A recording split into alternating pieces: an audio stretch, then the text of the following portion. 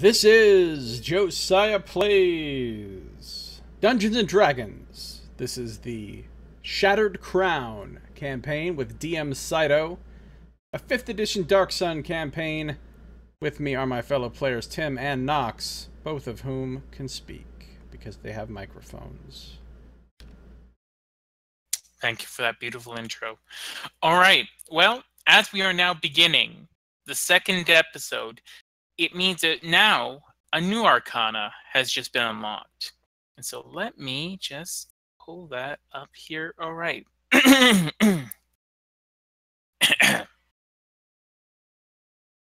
Arcana 2, the Magician.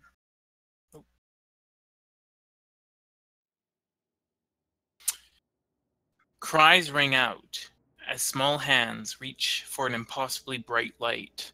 The smell of copper, the taste of salt, fresh on your new senses. "You've done well, boy," says the man with the beaming smile. The smile breaks, and tears roll down his face as they cover her with a sheet.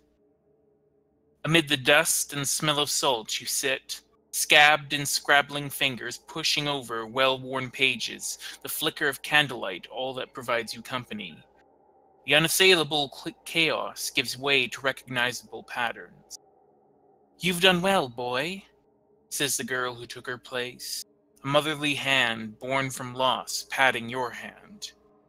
The hand grasps yours tightly, and tears roll down her face as they lay him upon the pyre. You seek to salvage what remains, as grim faces visit and entreaties are made. But you persist, learning to turn those patterns into coin and restore home from loss. "You've done well, boy," says the man who took his place, a fatherly countenance radiating pride upon you just as his once did. The countenance crumbles, and tears roll down his face, as her form is wrapped in sheet, just as hers was. You run across fleeting sands to a city of glistening spires, whose gates open only when they see the fractured eminence borne by your dreams. Amid tomes and lacquered walls, you study under stern eyes, with yours only ever straining to meet with hers. The unassailable chaos gives way to recognizable pattern. "You've done well, boy," she whispers in your ear neath the moonlight, whilst your bodies and lives intertwine and you whisper in kind. Your lips are silent, and tears roll down your face, as her form lies still and her body intertwines with blood. You flee again, amidst barren dunes and countless miles under a gentle hand, until a gentle hand clasps your shoulder by the light of a campfire. He takes you to vaulted halls and great edifices, quieting your mind and allowing the dead to finally rest. They howl and surround you, amidst the flames. No more tears left to be shed. Only the one masked in smoke, and eyes like cinder who watches you, and, as your mind is swallowed by the black, says but one thing: "You've done well, boy." And that's the opening. D&D, as run by David Lynch. A little bit, yeah. That should sound very familiar to one member of the party. Which one? Really? Not gonna say? No. That if you read Tim's character's backstory, elements of that might sound familiar. Okay. Oh, were you saying something? I was off mic. Throws fireballs. Throws DM fireballs, so there's no saves against them. Anyways. Now that we got that all the way. I don't read anybody else's backstory because I want to find out in game. I want to foig, as a wise man once said. All right, well, let me first off unlock the newest of the Arcana cards. And there we go. So you can read that when you so wish. And now, let us begin. Scito, do you have a handout for the intro text for those things? Because I'd like to go back and read that again. I specifically don't do that for a reason. Oh, okay. Yeah. You can always go back and re-listen to this later, I suppose. But there's a reason why I don't just... Anyways, so we're back on this. And actually, you know, this isn't really quite the right music for what we're going to be having. Boss Pie wants us to go to the Pride Temple.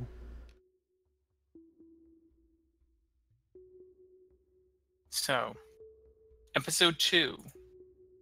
That which was sown.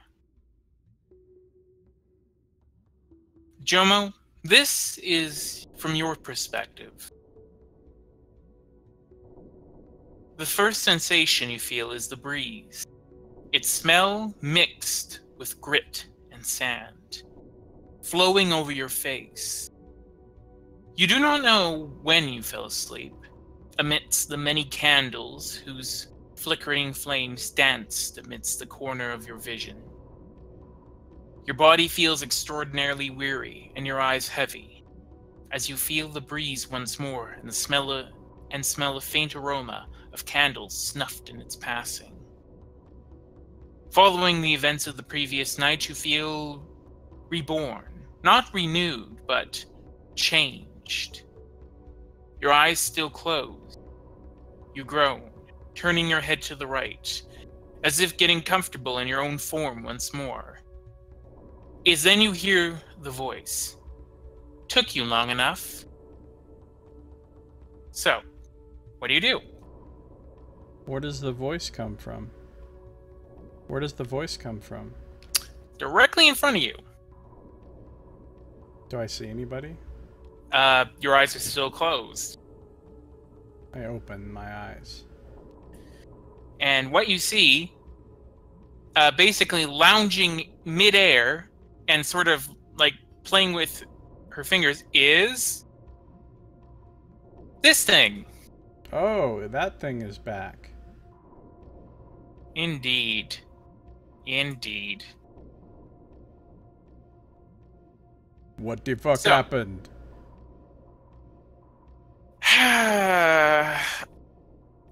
What happened was I saved your life. You know, thanks are needed, although really I deserve them, I think. Who are you? I don't know. You don't know who you are?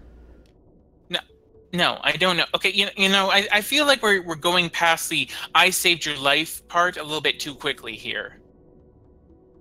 I just want to know who I'm thanking. So thank you, person of no name. Of course, you had to be the one I'd be bound to, right? Okay, so do you say anything else? What do you know? What do you mean you're bound to me? Well, I mean, bound is a strong word. Okay. As I said, I'm not quite sure what I am. All I sort of remember is, I was called? I think the word is? You have to forgive me, it takes a while going through all your memories to get the basic vocabulary set up.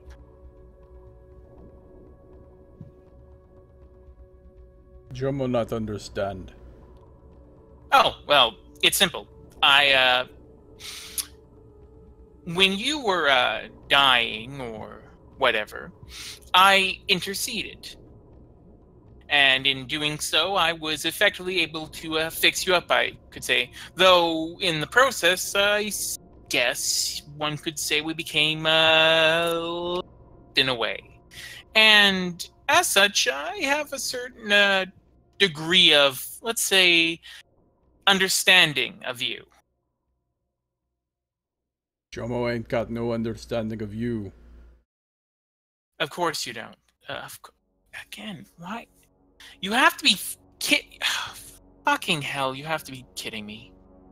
And as she says that out loud, Sinclair and Corwin, you awaken, and this music is now a little bit too. Sinclair and Corwin, you now awaken, and to this voice shouting, and you see this figure hovering next to Jomo.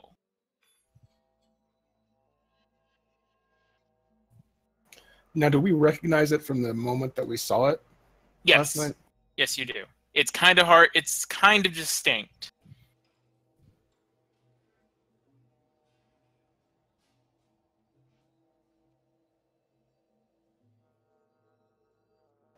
Well, Sinclair's gonna hop to his feet and just kind of look at Jomo, see what. Does it look like they're just peaceably talking here?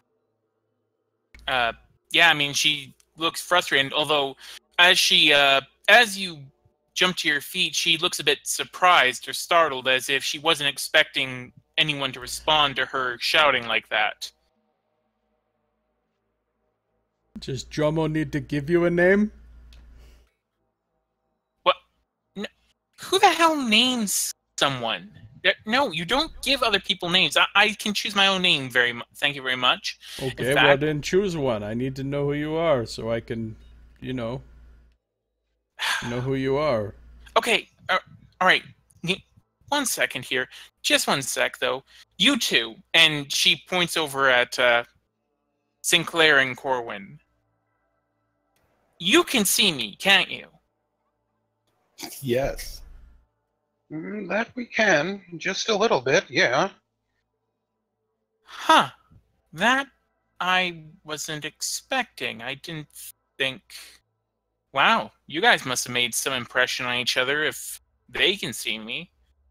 Anyways, now that we have an audience, don't get too lippy with me, Jomo. Let's not forget. I can tell them certain things about your past, such as certain things that a hormonal teenage boy was doing. Do I need to bring? Not do understand. Do I need to bring up the incident again? With the avocado? I'll do it. Jomo not know what you're talking about. Oh, you know. And I know too, Jomo. I know too. Anyways, if I have to pick a name, let me just go through your vocabulary. Let's see. Why do you know so many words? And as she does this, you get this weird feeling, Jomo, like you're being read like a book. Quite literally. Like someone's flipping through your entire life. Well, it's not a very high reading level. No.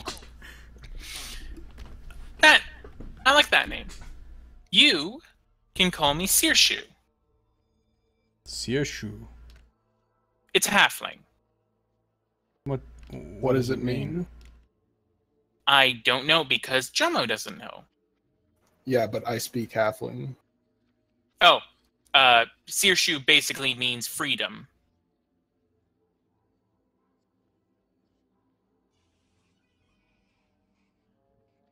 Okay.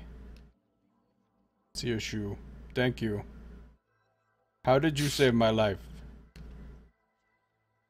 As I said, I was called.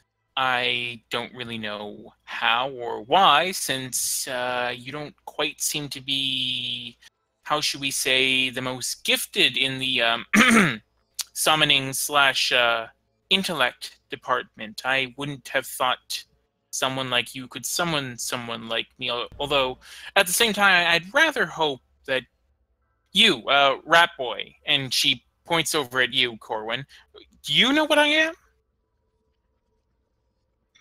If I had to make a guess, I'm gonna guess that you were some sort of fae. I don't think I'm a fae. Okay, great. So I'm clearly not dealing with the smartest team here. And she sort of gives this look that's halfway between smugness and that she feels mentally superior to the rest of you, but also disappointment that you weren't able to answer. You some kind of elemental? Now, that sounds closer to what I am. All I remember is well, heat, cold, fire, water, all those things. One second. And you again get that sense like she's going through your life again. The elemental chaos. It was like being it's my memory of that. It's more like the memory of a thought, you could say, of an idea, rather than a memory of really being conscious. And then I remember being called to you, and she looks at you, Jomo. And then The primal flame must have sent you. I somehow doubt that. She looks at you. I'm fairly certain I don't remember anywhere from your writings, from anything that you've listened to or heard about the primal flame sending individuals such as myself.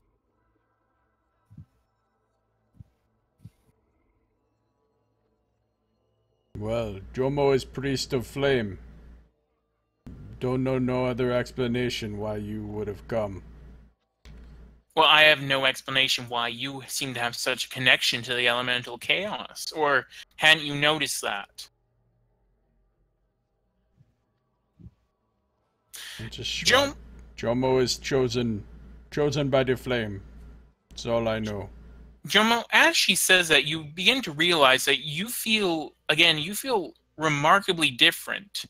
You notably don't seem to feel that same connection to nature that you used to feel. In fact, that seems to be completely gone, replaced with this almost seething energy beneath the surface. It's more like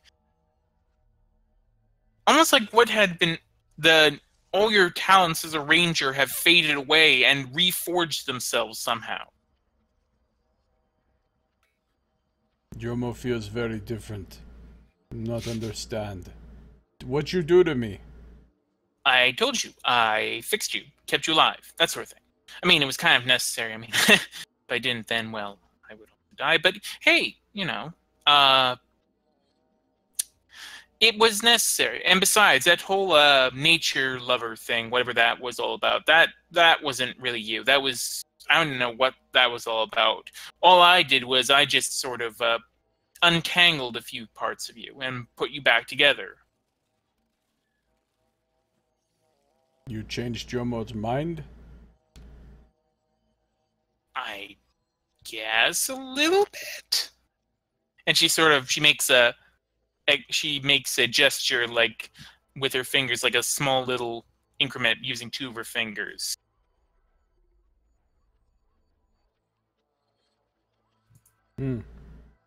Jomo feels good. Feels strong. So. Well, you say that, but actually, yes, Jomo, you're suffering from moderate exhaustion right now. Jomo not feel so good. No. So, now I suppose I should note that, yeah, we're kind of, and it's very clear that she's reticent to say this, but it's also fairly clear that it's something she needs to make known. We're kind of bound, you and I. Still don't understand what that means. Well, it means that, through whatever means, I was made from bits of you, bits of your psyche and your power that were falling away as you died. And I was formed from that. But that also means that, effectively, we're linked.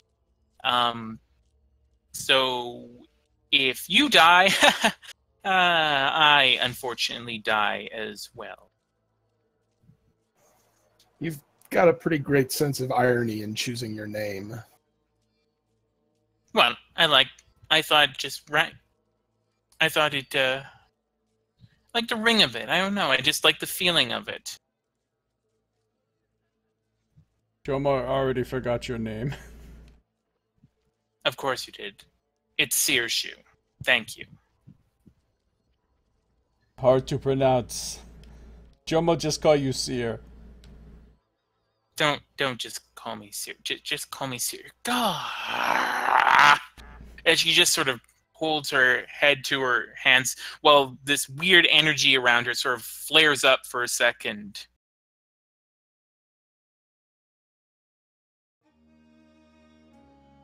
You can call Jomo just Joe if you need to. Thank you, Jomo. That's very helpful of you.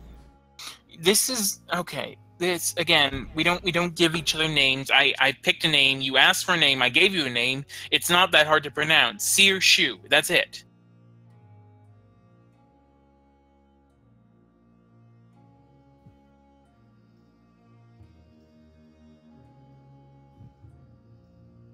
Sure. Okay. Do you actually have it? Jomo got it. Okay, what is my name? Seer. Fucking God. Spirits. Yeah, Damn Sinclair's laughing at this point. Okay, and you shut up there, tragedy boy. She points at you, Sinclair. I don't want to be hearing any lip from you. Although I would have much rather been bound to one of you two rather than the genius over here. It's about... I guess I should probably say right now, though, you get the sense, Jomo, that you're dealing with an intelligence that vastly outstrips your own. In fact, that's not a high bar. no, but it not only vastly outstrips your own, she probably, despite all of her smugness and haughtiness, it's not entirely empty. She very likely is the smartest being in the room.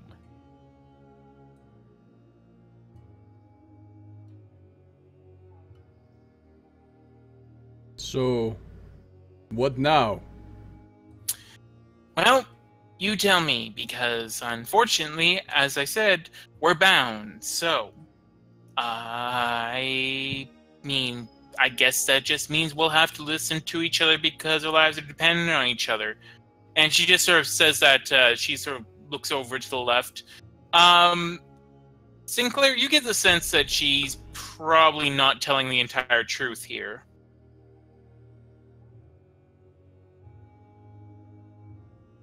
So does that mean you gotta do what I say? I didn't say that. Again, as she says that, Sinclair, you get the sense like she's not revealing something. Okay, I'm gonna see if I can touch her mind telepathically. Okay. You can try and do so.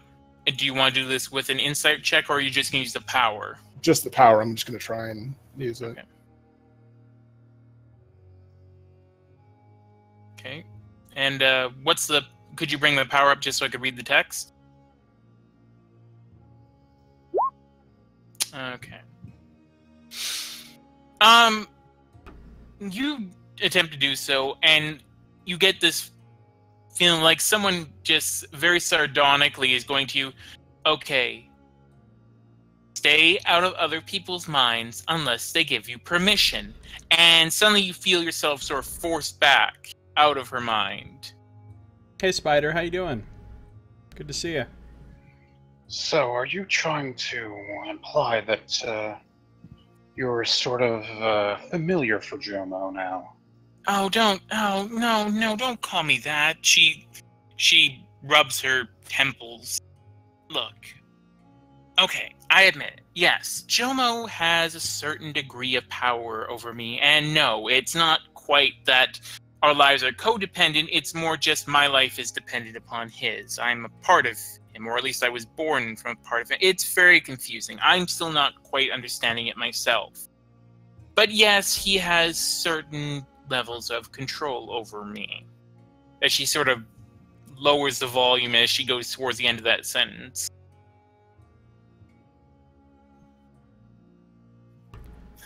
if your life really does depend on this man and his actions, I would think you would want to be as open and straightforward with him as possible. Okay, I'm sorry. Would you want to tell anyone that they can basically summon and desummon you at will? How I do that? Why would I tell you that? I see through your senses as well? Again, and she's sort of looking over at Sinclair. Consent before going through other people's minds. Of course, I say that having gone through Jomo's mind, though there really isn't that much to go through, quite frankly. Does that mean you'll save me again if I'm dying? No. It means that I was able to, by the act of my creation, save you once. But if you die again, I can't do anything about that. In which case, I also die, so please try not to do that. Look. Well, is there anything you can do for me? I can give you advice, I guess. I can help you out in some ways if you want my sage advice, because spirits know the brain trust here doesn't look like it's gone on especially well if your memories of a certain place called Wallace and Sind are any indication. Can you read books to me? Well, yes, of course I can read. Who can't read? Oh, right, you can't. Yes, I can read books to you. That sounds pretty good. Alright. Can you carry stuff? I'm incorporeal. I can't carry anything. You were surprised that we saw you. Does that mean most people won't? Presumably. Look, I'm still not understanding much about my nature, but based on what memories I've been going through of his, beings like me tied to ones like him typically can't be seen by others. Since I'm not some simple spirit, or I'm more of a manifestation, I would have you know, not a familiar. And she crosses her arms and looks over at Corwin. Don't compare me with the rat. Jomo not know what Mafastashton mean. She just sort of lowers her head and pinches the bridge of her nose, well, her ethereal nose, and just sort of shakes her head back and forth a bit. Why? Of course. Of course. Look. Here's the deal. If you need help, I'm willing to help out to an extent. But let's just be clear, I did not choose this at all. So... Nobody chose this. Well, you're the idiot who decided that he was going to keep the name of the bloody clan and go inside of a town. Why would you do that? Jomo not know. Of course you don't. She just sort of, again, she sort of cups the side of her head and just shakes it. Fine, whatever. Okay, just... We deeply apologize for bringing you into existence. Thank you. And she looks at you with a sort of look on her face. So, to what elemental affinity are you the strongest, then? Well, that's the thing. I don't seem to have any single element. And as she says that, it's very peculiar. She sort of moves her hand across her, and as she does so, the hand changes. It goes between a sort of wind, a breezy sort of transparentness. Then all of a sudden it becomes this strange, hardened, crackling, rock-like mass. Then it becomes flame, and then finally it ends off with water. Really? Can you make your whole self look like flame? I probably could, yes. You should do that. I'm not going to do that. You'll like it. No, I won't like it. I'm quite happy with the way I am right now. Plus, it'll make sense, because your name is Seer. Laughing again. Okay. You know what? Is there any way that when you just kill him? I'm officially done. I don't want to be bound to him. Just kill him and kill me too. Then. No, that would kind of not make much sense after what we went through to save him last night. Yes. Speaking of which, great job there carrying him. By the way, as if he needed more head injury.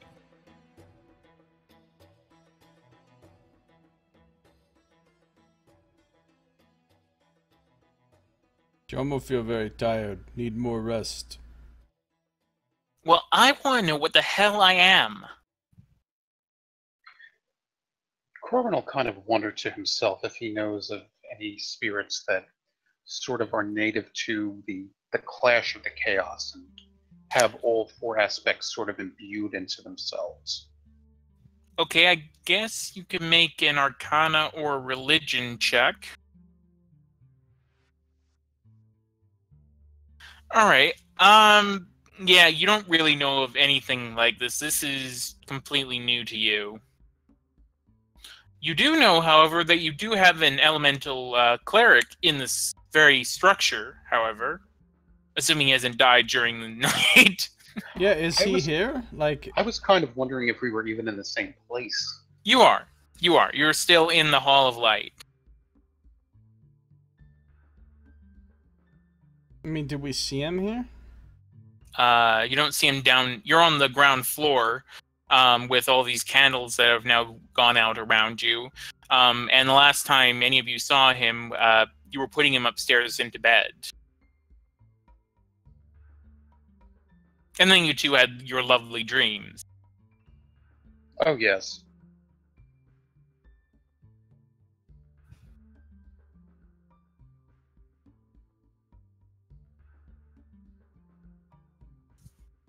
So, what's it gonna be, big guy? Jomo had got no idea. Well, I would think first you might possibly be interested in purchasing one of my lovely paintings. God damn it. She looks at you with this look of utter disdain. I will never, ever purchase one of your damn rat painting. And as she says it now, she sort of seems to take on the countenance of fire a little bit. So you don't have any coin on you right now. I see.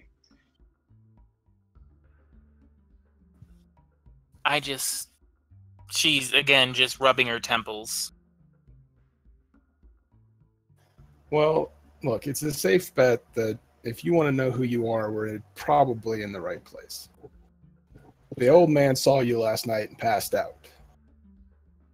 I don't know if he saw me, per se. He saw something. I'm still amazed that you two could see him. I mean, what? I don't have any memories of anything, but, you know, maybe you blocked out a certain memories of, I don't know, a certain romantic liaison? Maybe that's why you have such a connection, eh? Eh? And she sort of nudges at Jomo's shoulder. Jomo had no idea what you're talking about. Okay. I'm sure you don't. You bury those feelings deeper inside, okay there? What but feelings? You're right. She ignores you. You're right. The priest would probably be a good source of information, provided, you know, you didn't kill him or anything. No, he's sleeping it off, which I think is what Jomo needs too. She sort of looks at him and says, so? He's alive, isn't he? Again, thank you, Searshoe, for doing that. Is there anything else you can do that will affect me in any way? Nothing Like, I want. make me less tired or something. Heal me, anything. I will give you advice to not die. There's nothing else I want to do for you right now. And she sort of crosses her arms. Do you know stuff about the world? Or about magic? You could say that.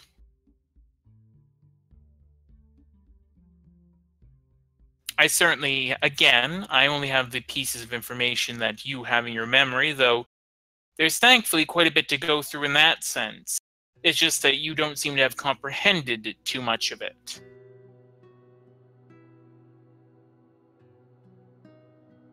Jomo more of a man of action. Yes, like getting yourself poisoned by the members of your old clan.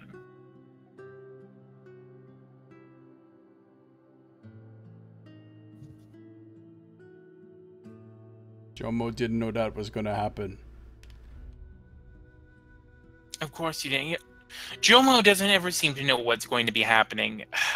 Look, just summon me, desummon me, do whatever, but can we please talk to the priest?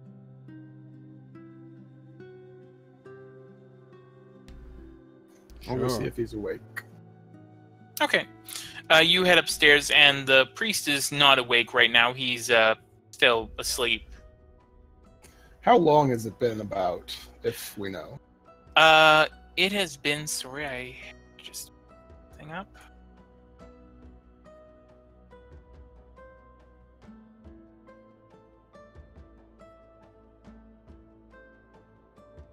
Come on.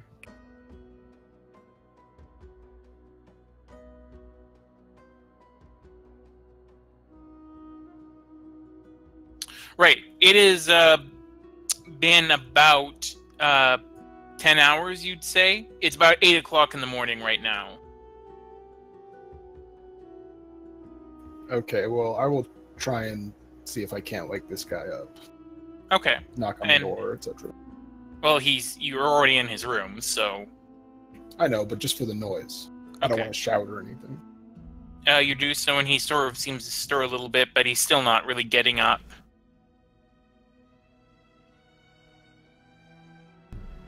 Okay, I'll go over and try and rouse him, shake his shoulder.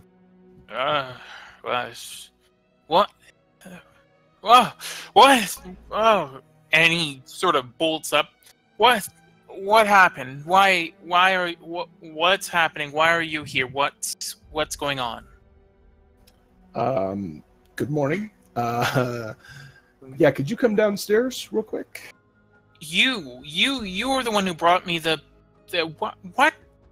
what happened? Why am I in my bed? And why are you still in my shop? What is happening here? Yeah, you passed out last night. Bad shape. So we brought you up here and then watched over the place for you all night. Well, thank you. You didn't take anything, did you? No, but we did let some candles burn down. Great. Those are only my livelihood, so that's not any big a deal, but it's alright. He sort of regained some of his priestly composure. It's alright, child. Let's go see whatever this is downstairs.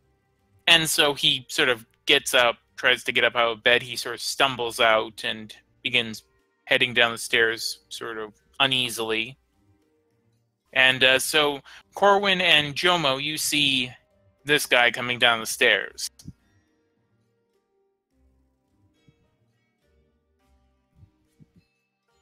Good morning, friend. I hope you're doing well after your slumber. I am doing fine, my child. What is it that it seems to be ailing you?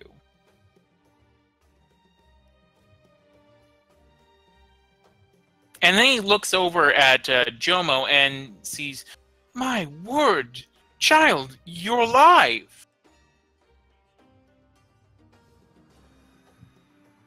Jomo is alive, yes. Because of this spirit. And I motion toward where it is.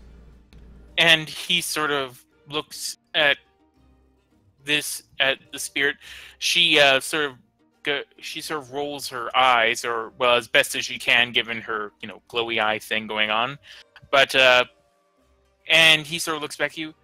Oh, you probably are still suffering from some of the after effects, child. I'm just. It's incredible for you to have survived Spirit Cleave. I've never heard of anyone surviving it, honestly. This thing saved me. Yes, that thing. Wait, wasn't there some... And he's trying to remember back to last night, but there was some fires or something. He is gripping at his head as if he has a headache. Never mind. Child, how are you feeling? It's clear you're having hallucinations or something of those sorts. And he sort of looks over at Corwin and Sinclair. I'm getting a sense he might also be a bit simple-minded. And as he's doing that, Sirshu is sort of trying to stifle a laugh while nodding. He's not crazy, Father. Do we call them Father? I don't know. There is some kind of a spirit there next to him. Oh. Were you all poisoned? No, just him. Well, then this must be the after effects of Spirit Cleave. I know the poison is magical in nature. I never heard of it infecting so many others as well. Maybe I should have a look at you all. Please sit down. Or maybe it may be better for me to get you to a proper healer or the like. Jomo feel very tired. Yes, I imagine you would, child. Again, it's miraculous that you've even survived. Praise the great flame. Praise the flame. And he sort of looks at you and he says, "Are you a cleric of fire, my friend?" And Sirshu again, she's like, "Oh, here we go." I point to my holy symbol of the flame around my neck.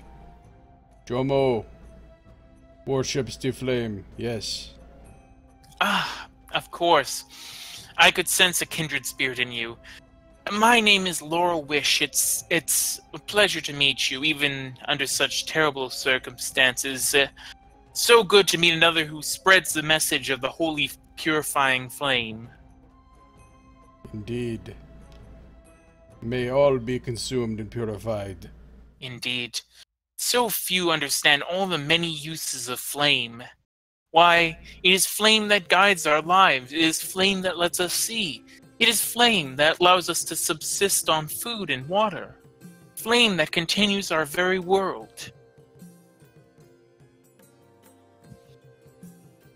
With no flame, there cannot be renewal.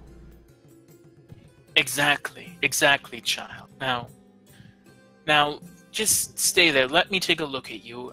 I fear that you and your friends are suffering from hallucinations of some sort.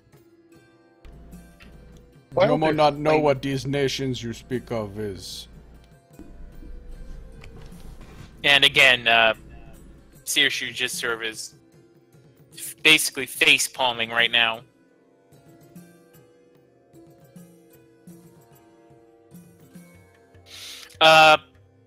So, are any of you going to try and convince him that you're not crazy?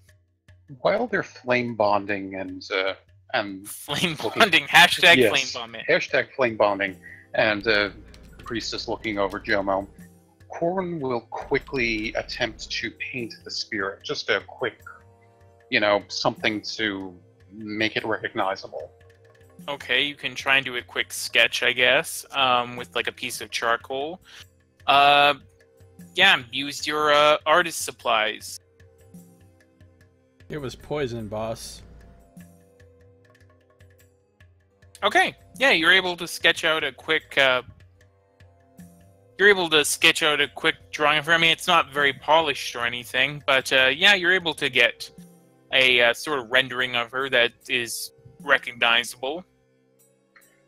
Yeah, basically enough to kind of, get the gist across. Okay. So then, using this, Corwin will bring it over to the priest and say, is this possibly what you happened to see last night when Jomo was revived? He takes a look at it. Child, I saw nothing other than the great flame shining out. Undoubtedly, it was the great flame which saved your friend Jomo. Yes, I think all we can do now is give praise to the flame and bask in its warm glow. I'm afraid I did not see anything of this sort, though. Do you by any chance recognize the type of creature that this is? I don't really understand. Is it some sort of ghost, or... And he just is sort of looking at you, confused. Yeah, he's still very clearly, he's still convinced that you guys are suffering from some sort of malady or something. It's merely the likeness that my friends have seen. One of my friends here has a bit of psionic know-how, and, well, I have artistry know-how, and just sort of made this quickly, just in case you happen to see something. Did you just say I'm sorry, you cut out a little bit. What'd you say? Did you just say you have a bit of arcane power or anything? Artistry. Okay. I was gonna say that was gonna be a little bit of an interesting reveal. I honestly, if you guys want, you can try and do a persuasion check to try and convince him.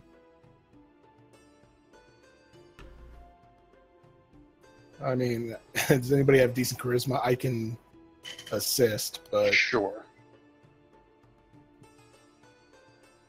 Okay, maybe you want to just try your own there. Wow. Okay. He's just looking at you both. If you are truly feeling well, I'm afraid then there is nothing more. I cannot treat maladies of the mind like it seems you all are suffering from. You may wish to speak to perhaps one of the Templars or the like. They may be able to offer you some help in that regard. They have scholars at the School of Thought who might be able to assist. Barring that, I mean, if you truly believe that you are possessed, child, by some spirit, then my best suggestion would be to try and find either some clerics, elemental clerics, perhaps those of the Smoking Crown or of Fume, or mayhaps attempt to find some druids. Any versed in elemental magics may be able to help if this is truly the case, and I suppose those versed in psionics or, well, spirits forbid, arcane magic might even be able to be of some help in such matters. Do you happen to know of any scholars in the city? We just came here. You would know more than us. But I'm Jomo not possessed. Spirit just right over there. Of course. And he sort of pats Jomo on the head.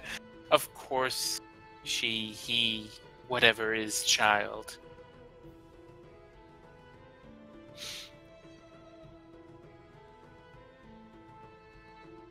And he says, if that will be all, although I hate to do so, I must reopen my shop for business. I'm afraid times around here are rather difficult, and I do need to keep my sales up if I'm going to keep this business afloat and continue to spread the good word of the flame. So, if I may ask you to please vacate.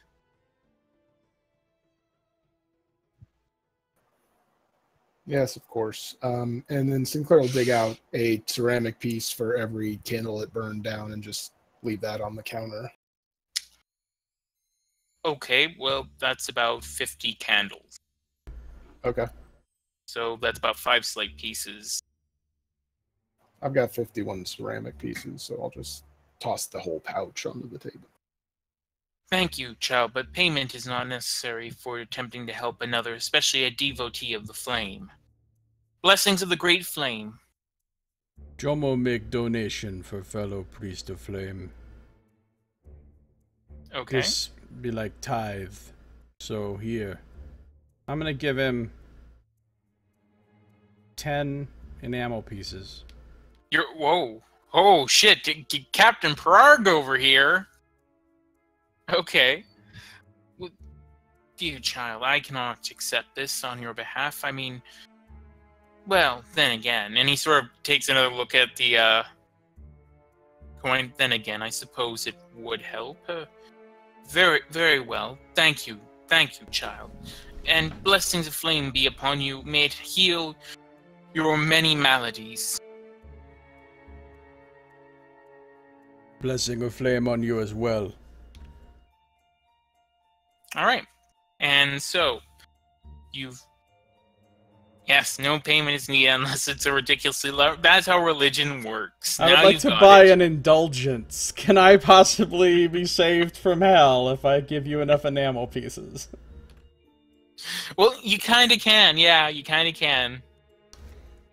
That's how it works in the Baldur's Gate game. You just give enough money to a good church or whatnot, and bam, you're good.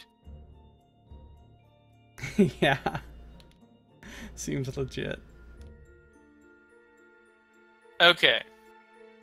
So, what do you all... He's sort of looking at you expectantly, whereas Searshoe, she's just looking at you with a look of utter disappointment, and she's just like... She slow claps, basically. Great job, guys. That was really good there. You really tried to get information from him. I can tell you really are taking this serious. He not even believe you exist. Are you saying this out loud? Yeah. Again, Laurel is just sort of looking at you. Child, there's no one there. And she's just sort of... Again, she's pinching her, the bridge of her nose, just... Idiot flame priest. Did they see her too? I point to Corwin and Sinclair. Yes, we've already established they see me. No. Oh, sorry. Yeah? Well, I say that to the priest, I mean. Yes, but as I said, even though I've never heard of it, I suspect that perhaps whoever poisoned you with Spirit Cleave may have also got some into their systems, or perhaps the Spirit Cleave, by whichever miraculous power saved you, child, it also was created this illusion in their minds. I can assure you there is no one there, and as he puts his hand over to where she is, she just sort of looks at him and then basically gives him the middle finger. Jomo not that smart, but it not make sense to me what you say. If 3 out of 4 people see something, you think the one person who doesn't see it is the one that's right. Well, okay, you can try and make a persuasion check. Alright. Okay. He stops and thinks about that for a second. I suppose there is some merit in what you say, child. I cannot see this being that you claim is there, but allow me to try and do a reading. And he places his hands, just without even asking, on both sides of your head and just holds it for a second. And then his hands burst into flame. Nice. And he goes, "Great spirits of flame, please unveil that which lies in the darkness. Unshroud this mind." And suddenly, as he does so, the flames begin to sort of, again, they begin to start changing colors, just like they did before. And he sort of steps back, shocked. What? Oh, this again. What? I don't... Child, your connection to the elements, I've never felt anything like this. It is almost as... Well, I don't know. And you get the sense he's stopping himself from saying something. What? Jomo need to know.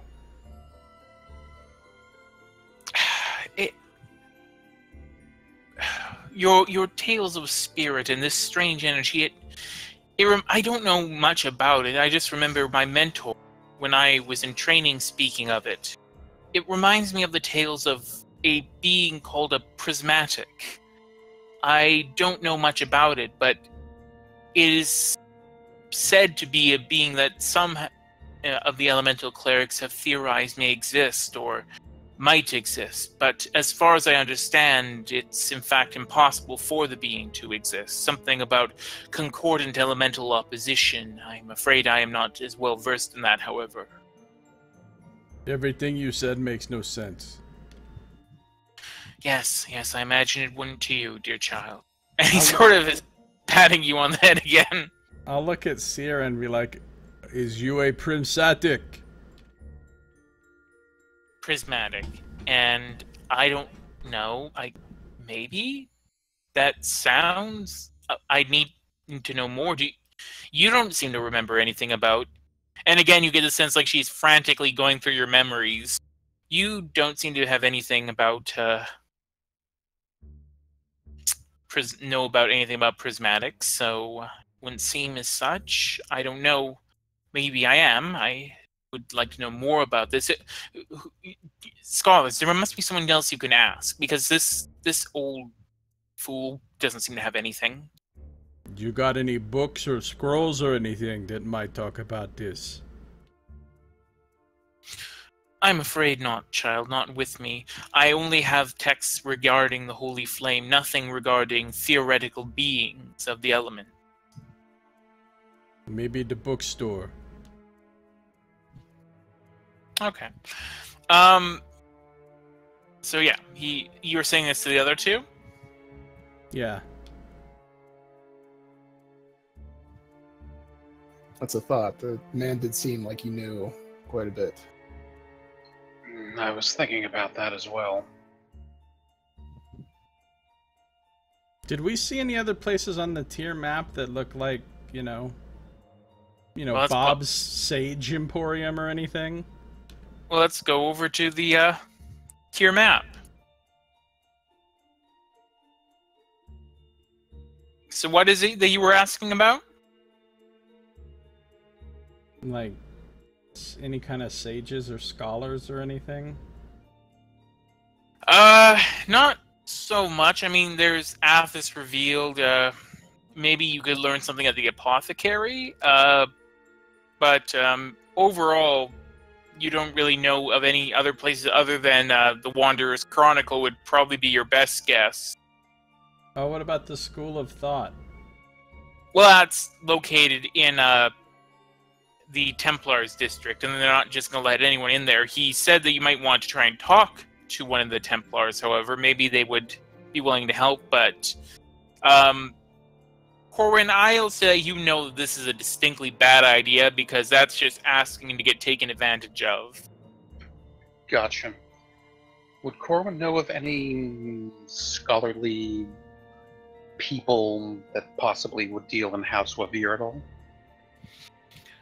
House Wavir, it is rumored, makes use of preservers from time to time, but you have no idea whether or not they have any here in Tyr. Fair enough.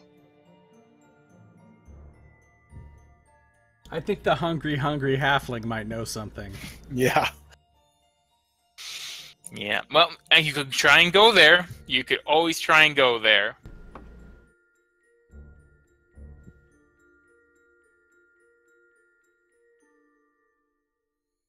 I think we should go back to the Wanderer's Chronicle. That guy seemed to know. And maybe if not, he could at least point us in the right direction. No, I would think so. He might have some text or something on the subject.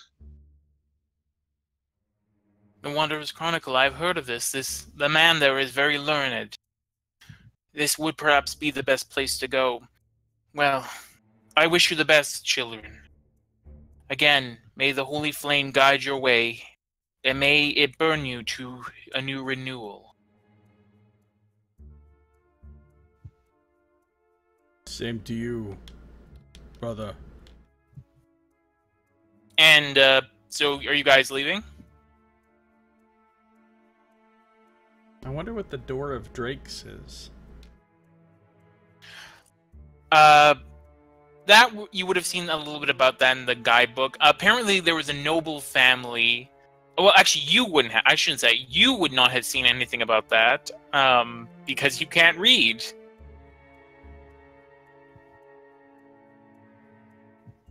The others would have seen something about it.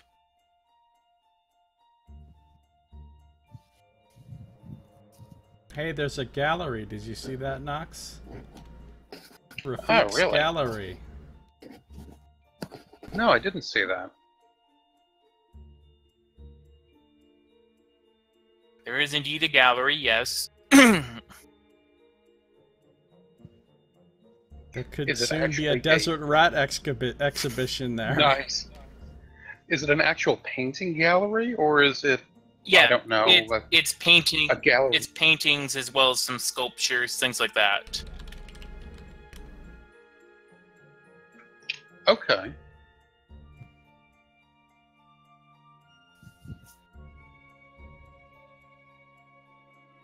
It's famous as being one of the large. Again, this would be in the guidebook. It's famous as being one of the largest such collections in this, at least public collections in the city, Interesting. or at least open to the public, I should say.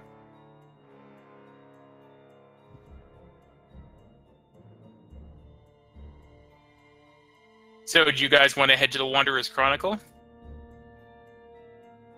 Yeah, I think that's our best bet. Yeah, I agree with that. All right. Well, now, Jomo, you are suffering from moderate exhaustion, and so if we pull up the whole sheet on environmental threats, that means you're going to be having about half movement speed, as well as -1 to all your attacks and saving throws while you're currently exhausted like this. Okay. So let me see here. How long will it take you to get there?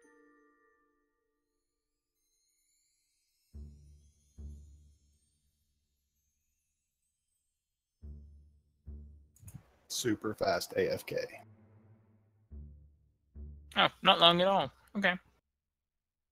So yeah, you figure that you can probably get there. I mean, it might be a little bit. Oh, are you Tim? You heading off for a sec?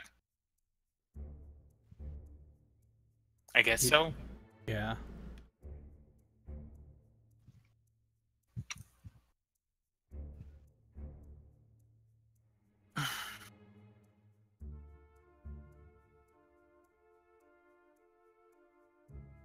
Little shop of Athasian horrors. Little shop of Athasian horrors. I was just wondering to myself, I'm like, all right, an Athasian gallery, what would that have? Oh, look, here's people that have died from dehydration. Here's ones that have died from, being buried up to their neck in sand and, mummified and all of that. Here's one. I'm sure you can find a place like that in Tyr. You just have to believe. Yeah, it's a gallery of deaths. Yeah. Paintings are all on human skin and stuff. All right. So you guys head out and you begin to walk. So which route do you want to take? You can go. Either you can try and cut through Iron Square, or you can go around and instead go through Caravan Way.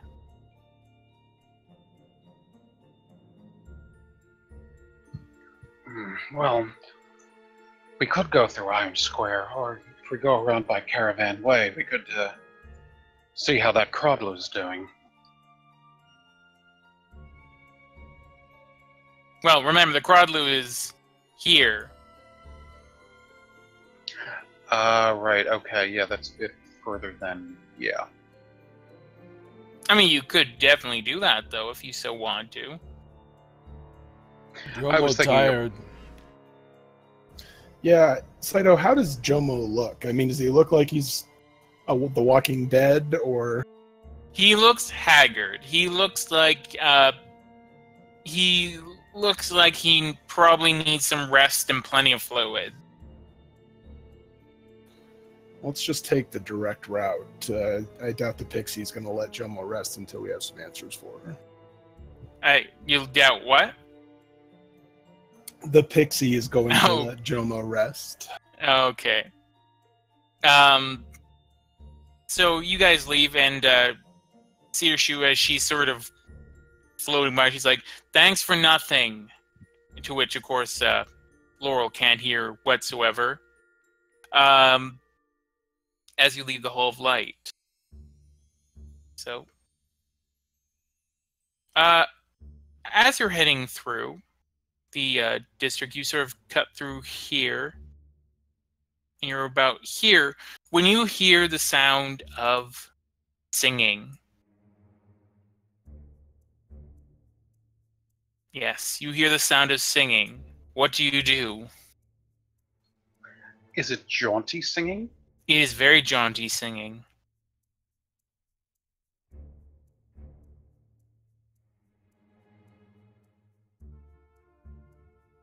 I ignore it. Okay. Is it perhaps the singing of a juggler? You'd have to take a closer look.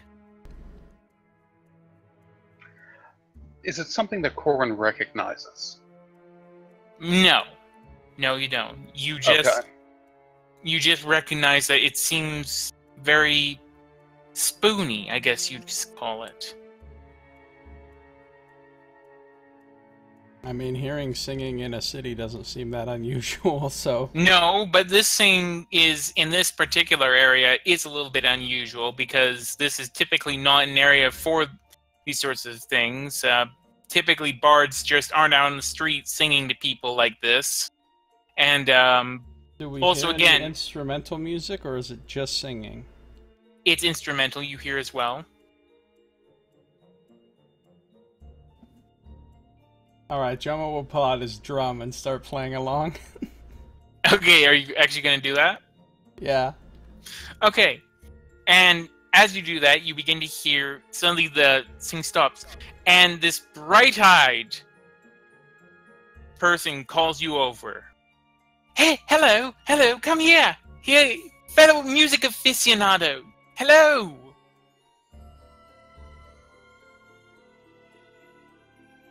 Are you going to go over? What does this person look like? That person looks like this. Is it a human? Or It's like a a human. halfling? It's a human. Does it actually have a monkey? It does have a monkey. Oh, for the love of God. Hello. Wow. Hello, friends. How are you this fine day? Jomo already been poisoned once. I'm keeping my distance. My apologies. My name is Luco, the Bard. It's great to meet you, friends.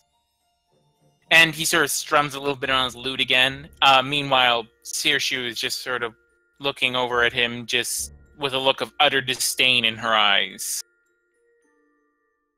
Well, good day to yourself as well. Usually you don't hear singing up in Iron Square. I'm guessing you're getting ready for the festival next month? Oh, nothing quite like that. I just love to sing, you see. Singing and dancing. Why, many people loved me. I've been called, what was it? It was such a nice compliment. The spooniest bard in Athos, I believe I was called.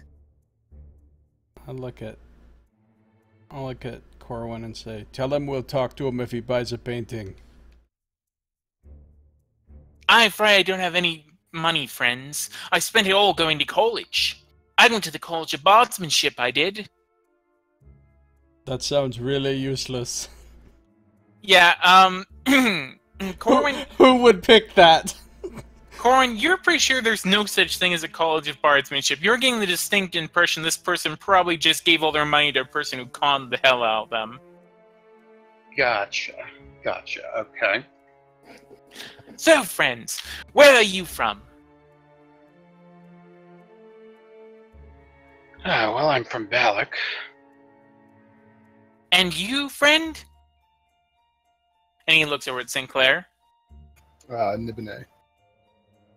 And what about you, my fine half-elven friend? Why you want to know? Why, I heard you drumming along, and I wondered if you perhaps would like to play with me for a while.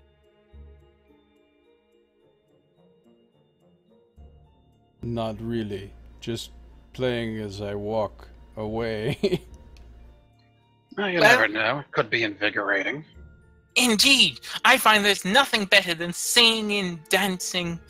And why, I have so many songs and ideas I have to write.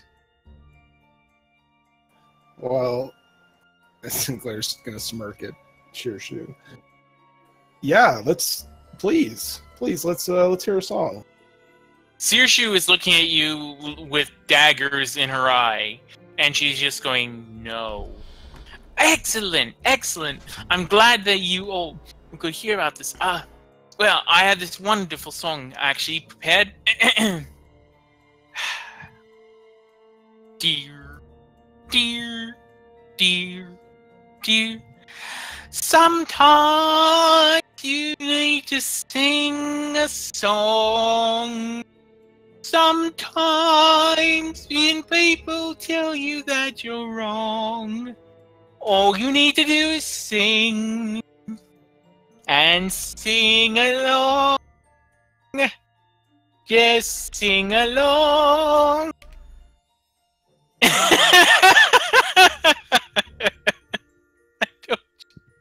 He's the spooniest Bartonathus. What do you want from me?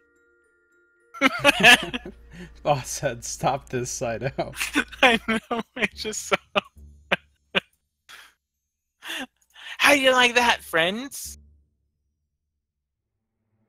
I thought it was excellent. It's a little short.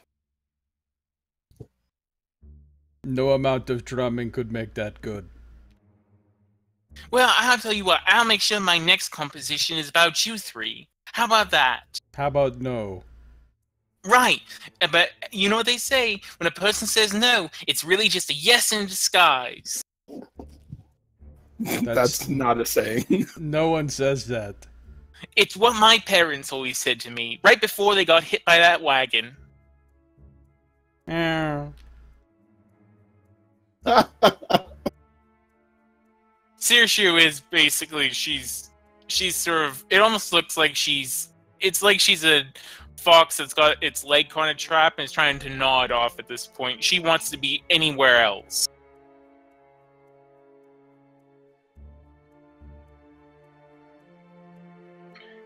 So, how long have you been a bard anyway? Well, I've been a bard for almost 3 weeks now.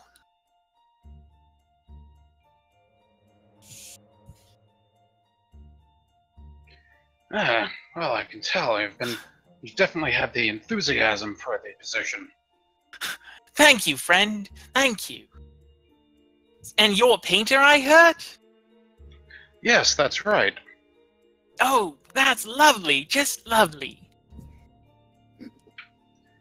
Corbin will go ahead and take out his paintings and go ahead and show them to the spooniest one in the lands. Why, those are delightful paintings there. Is that a rat? Yes it is. You've got a good eye. Why, I like rats myself. Rats and monkeys, just like my good friend here, Dom. Yes, I couldn't help noticing before. How did you two meet? Well, it's quite a story, that. I went up to a lady and asked if I could buy her monkey, and she said yes.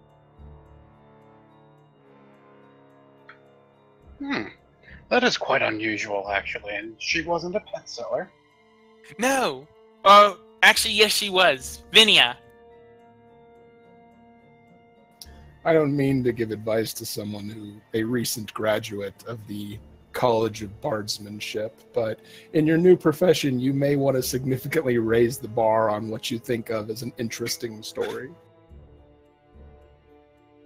I thought that was quite an interesting story. I'm sure my new friend here did as well, and he sort of puts his hand out to you, Corwin. Yes, indeed. And Corin will go ahead and shake it, and he'll kind of obliquely mention, well, I'm sure you've probably got plenty of material in the city, definitely from the passing of Ricketts and such. Oh, yes. Terrible that. I even wrote a song about Ricketts' passing. Do you want me to sing it? Yes, go ahead. And he's looking at the other two just to see if you're also will. Do Do you want to hear him sing it? Oh, I insist that you play it. I start climbing the tallest building around. And I set up my spear standing upward at the bottom.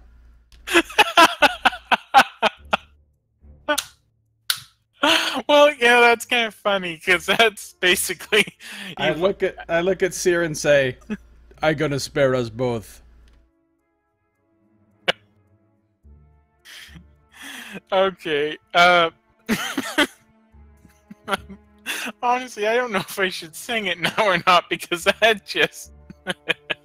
I'm kind of worried that Chomo will actually kill himself. I'm just gonna try to play my drum so loud that I can't hear it over my own drum. Like, stick my ear, like, right down by the drum. Alright. Rickus! Where have you gone? Rickus!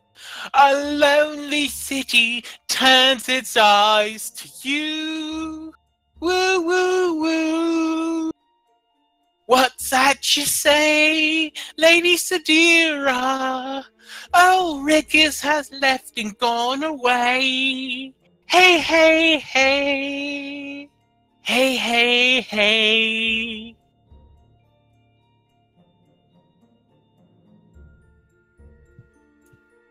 What am I even doing? Corin will clap slowly and thoughtfully and go, "Oh, that was quite an interesting interpretive song. I didn't quite catch, too many facts about the actual passing, but Well, as I understand it, poor old Rickus got himself impaled by a spear. Rather ironic, that. Down by the slave pens, I think I had heard. Right. Right there. Big old spear made of wood right through his chest. Just Who like did the it? one they... No one knows. They think it might have been refugees, or maybe it was someone of the old government who was angry, something like that. Wasn't he Others supposed to be a great warrior? Some fucking refugee's not gonna kill him. Well, that's all I've heard, friends. I mean, it does seem strange. I mean, he was the general of Tyr's armies. I don't know what he was doing in the slave pens in the first place. And there was no clues at all, nothing the Templars are revealing. Nothing I know of, friend, but then again, I'm just a bard. You should go to the slave pens and turn yourself in. Volunteer to be a slave. Whatever they have you do, you'll be better at than barding. Oh, you're such a kidder. I'll write plenty of stories about... What's your name? Nope. And he sort of looks at you, Corwin. Don't tell him my name. His name is Searshoe. Yes, that's it, I admit. Searshoe. Well, and as you said, Searshoe, she's making a motion like she's trying to strangle you, and she's like, "I will kill you." I don't really know what I can do with that name. That's a hard name to remember. Isn't it? Well, alright, Searshoe. Even though it sounds a bit like a girly name, I suppose I'll write plenty of lovely songs about you then. Have a good day. Ta! Be well, and happy playing. Oh, you have no doubts about that. Always look on the bright side of probably gonna die. Do-do, do-do, do-do, do-do. And he continues to play as you wander away, I imagine with some haste. Say, don't you feel invigorated already? Yes. No. Well, there you go, folks. You just met the spooniest bard in Athos. That was great. I think our buddy Kubo there has a bright future. Yep. Was his name Fire Snake? No, his name was Luco. Well, you finally return to the Wanderer's Chronicle. And there, putting away some books, is a Again, the man you know as Tan Alhazred. Or Alhazred. I didn't know him as that. I had no idea that was his name. Okay. We don't have a handout for him, so basically Well, he doesn't exist. Okay, so I don't make a handout of every single person in the game. You can't remember him?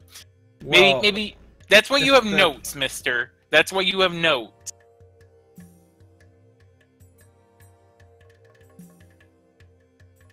Jomo can't make notes. You made the words orange juice and House Ockery half elves. You've done that. That's true.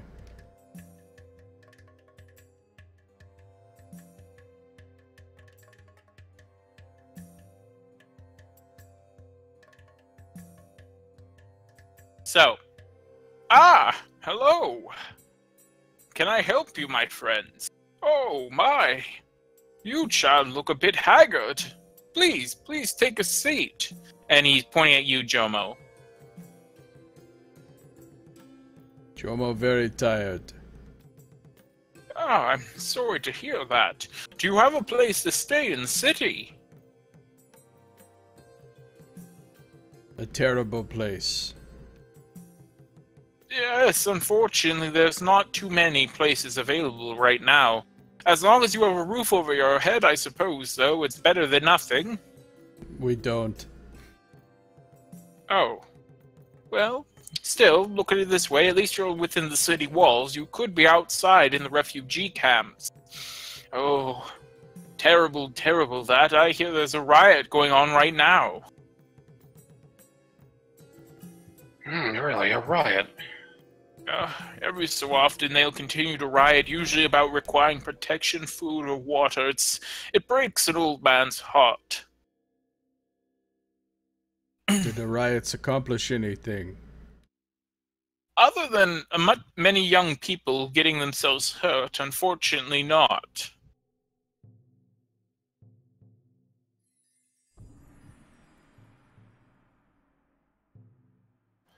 We need to know everything that you know about prismatics.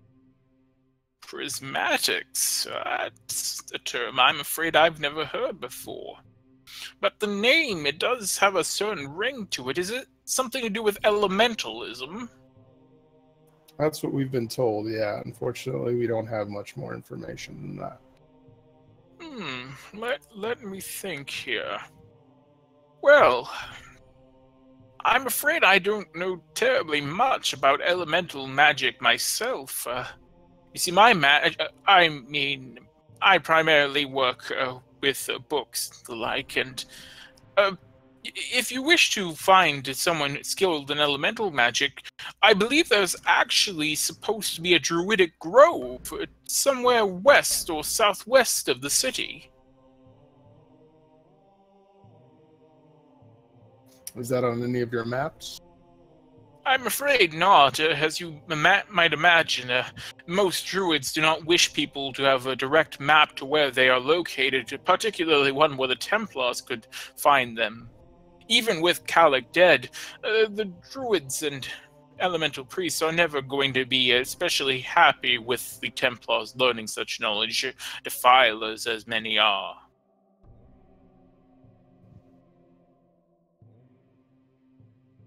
If it's hidden, how are we supposed to find it?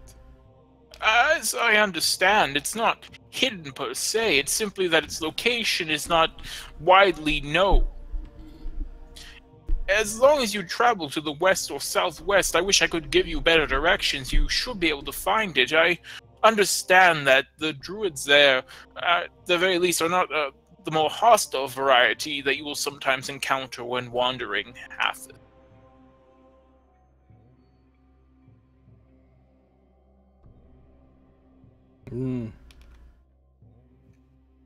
Seems like a long journey for no... I mean... We don't even know if these druids know anything. And it's not like it's that important that we... find out. Seriously, she just sort of like, oh, it's not that important. Okay, asshole.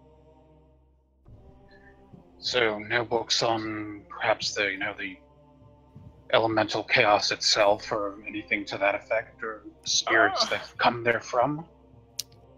Well, the only books I would have on that, let me take a look. I have a tome called The Holy Elements that might have something on prismatics or whatever you're calling them in there.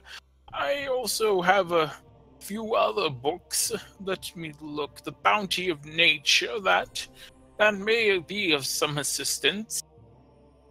But I'm afraid I don't have anything that's specifically dedicated to a being or force or whatever called a prismatic.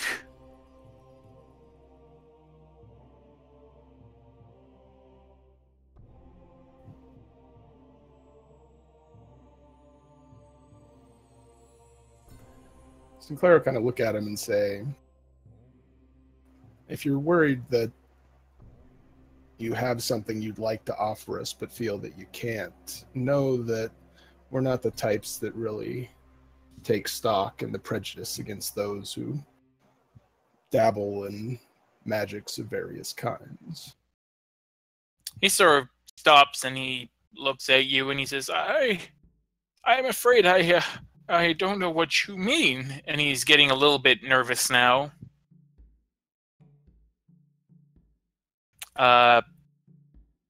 If you want, you can try and make a persuasion check. My favorite skill.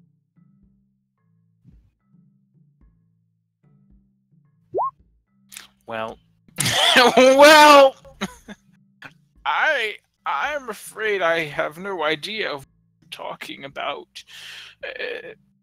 In any case, even if I weren't interested in such things, I'm afraid I still have heard nothing of a being or force called a prismatic.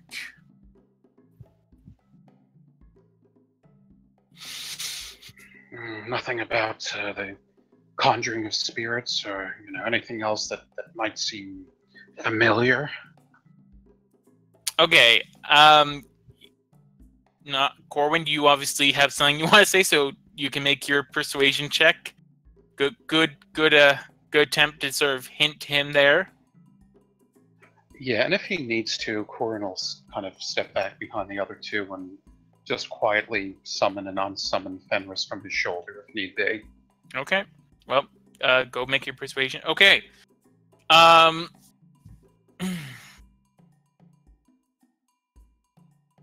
I'll say if you want now step back and do your thing with Fenris, you can try that. Yeah. Okay, yeah, he'll do that. His eyes sort of open wide for a second as he sees this little rat blink into existence, and Sirshu just sort of looking at him, and she's sort of mouthing the words, "Not like you," to Fenris. Well, perhaps I have some other tomes, but again, I'm afraid, friends, I know nothing about prismatics. But I may have some other materials. Your friend here, what's your name, my boy? Corwin of Balak. Corwin, I might have some other materials that you might be interested in. Come by my shop later, and I might be able to interest you in them. I would definitely appreciate the offer. I will do so. But still, other than my suggestion regarding regarding the Druidic Grove, I'm afraid I don't have too many other suggestions on where you might go to find out about such elemental matters. There are, of course, rumored to be some elemental shrines in the region, but again, I do not know exactly where they are.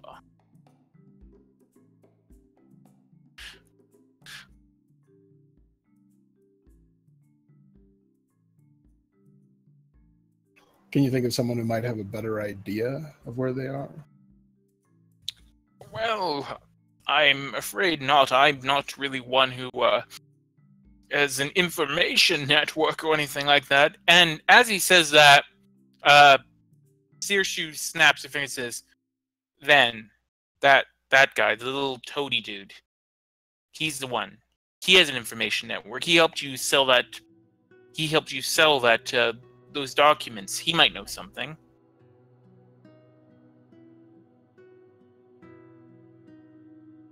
Guys, I'm texting about our game to my friend Jen, not the same Jen, and she wants me to burn down the bookshop. So... Okay. Wow. What the people want. Okay, well... Burning hands! Is this I shall not tolerate intolerance, Jen? No.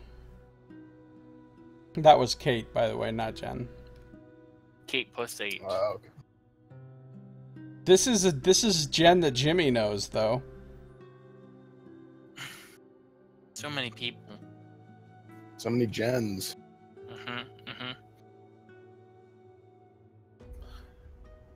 Okay, I will kind of try to surreptitiously nod at Searshu without just babbling at the air. Alright.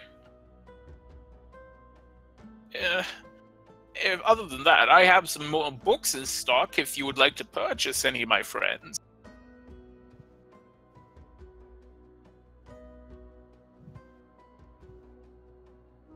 Jomo forgot. What were we even doing before I got poisoned?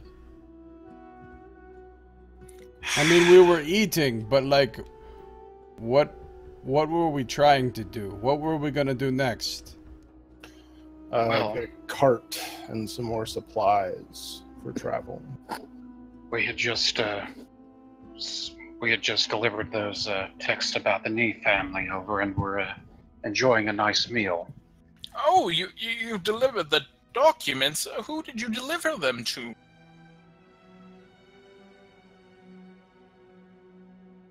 House Wavir. They promised to make sure that the information was widespread and known. Yes, Oh. the second in command, if I remember correctly. Her name is Wakir. I see. Well, I suppose that's all right. It's just forgive my caution, friends. It's just that my dealings with the merchant houses in the past have taught me that even ones like Wavir can use information for their own end. But still, I suppose if that was the best that was on offer for who could spread the information, then I suppose that was for the best.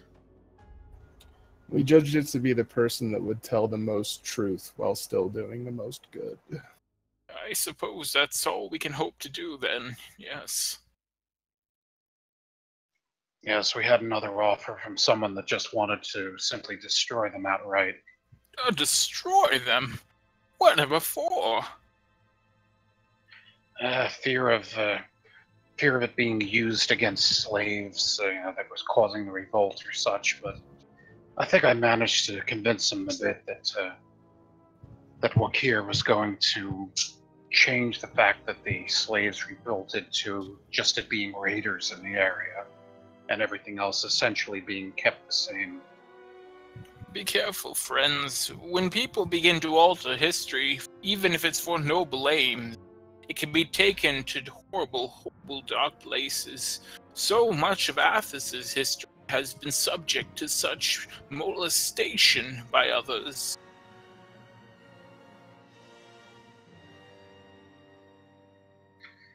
I can see what you would mean by that.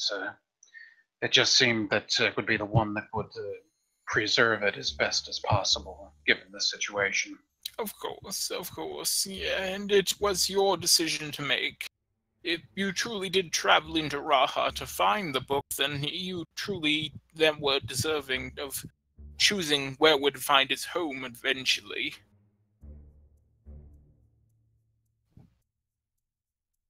I think we did the best we could. Oh, alright, well. Other than that, I'm afraid I don't have too much more to offer. I mean, I do have a text on Athasian legend, but I don't believe it has anything on prismatics in it. Have you read all these books? My boy, I've read most of them. I can't claim to have read every single one, but I ensure that no books that get into this shop are anything less than quality. I've lived a long life, my boy, and I've read many things and seen many things, enough to know when a book is a good book or is something that should simply be tossed in the trash.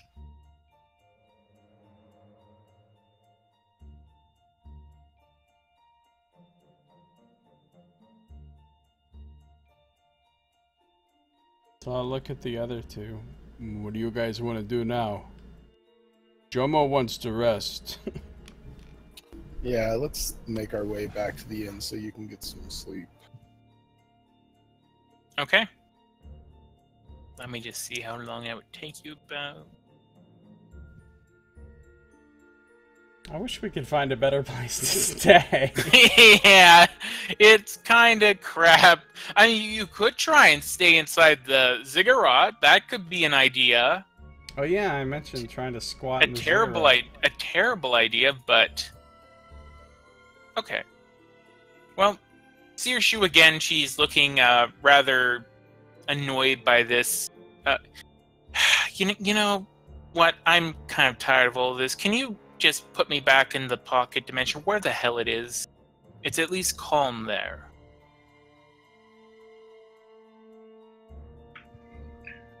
Jomo, wouldn't you possibly think of perhaps just thinking of this creature away and just kind of doing a little subtle with your hand? And Boren's going to kind of put his hand out and just sort of make a quick, like, shaking motion, and just, when you open your eyes, maybe she won't be there. Okay, I'll try that.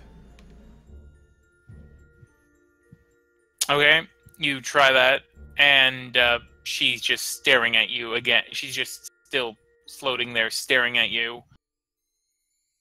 Wow, that was great. Okay, you know what? I think I might have more luck. Just 1 second, and oh, I don't think that will. Oh wait, and then all of a sudden she just vanishes. Well, there she goes.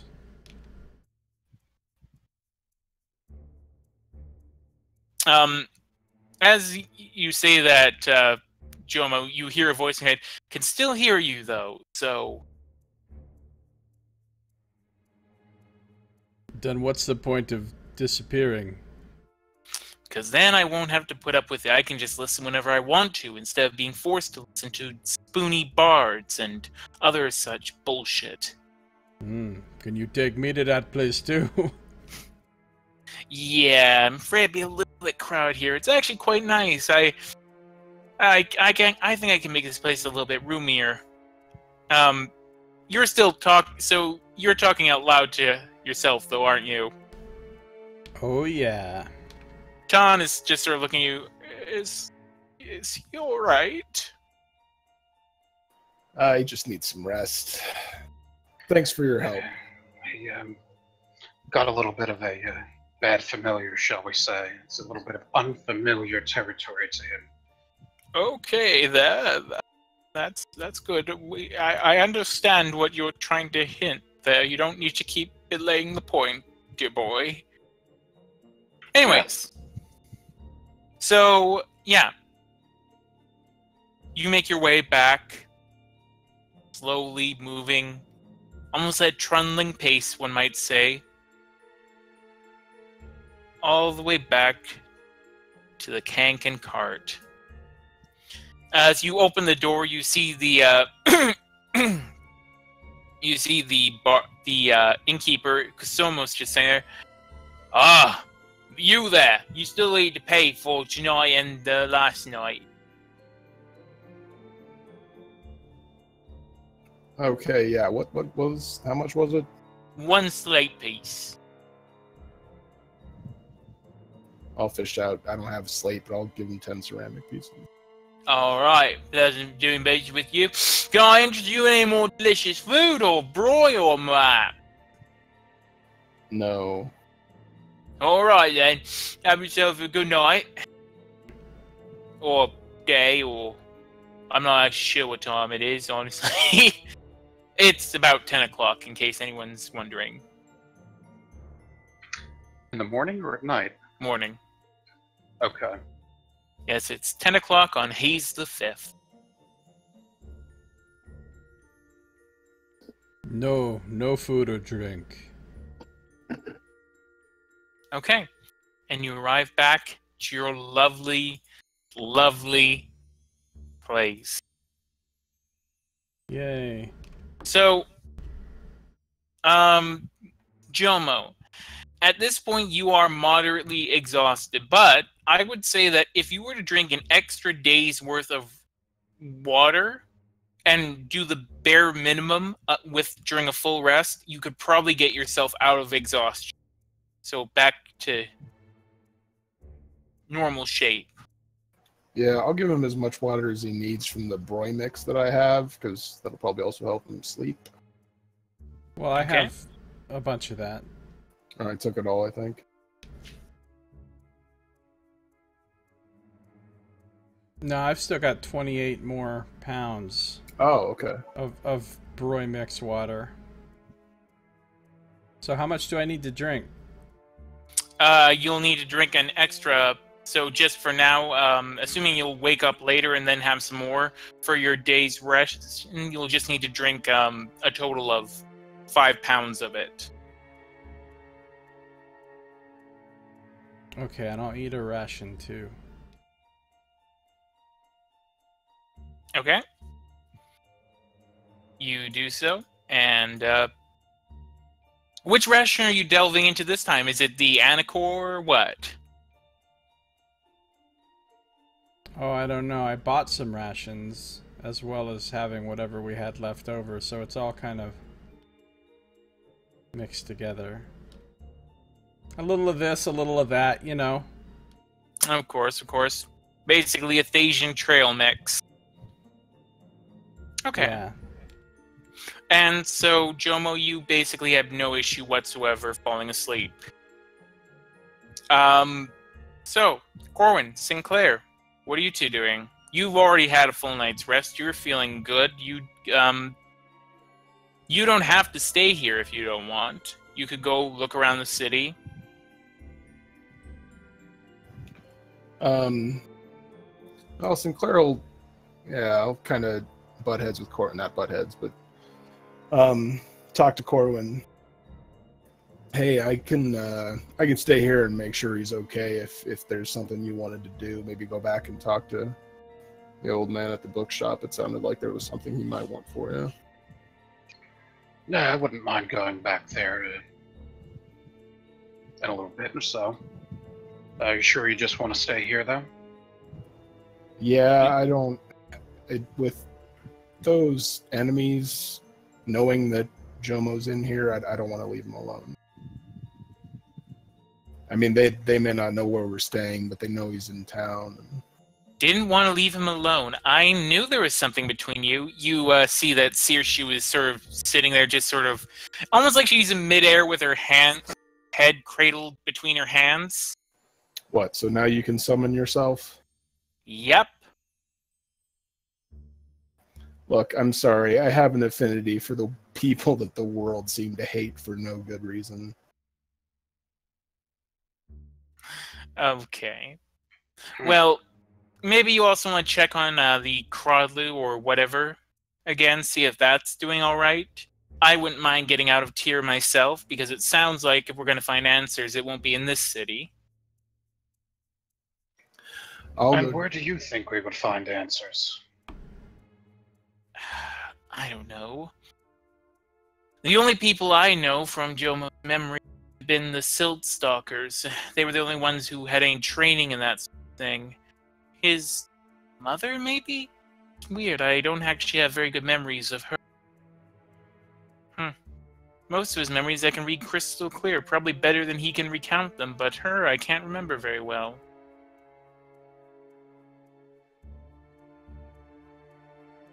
It's a long time ago. Oh, you're still awake?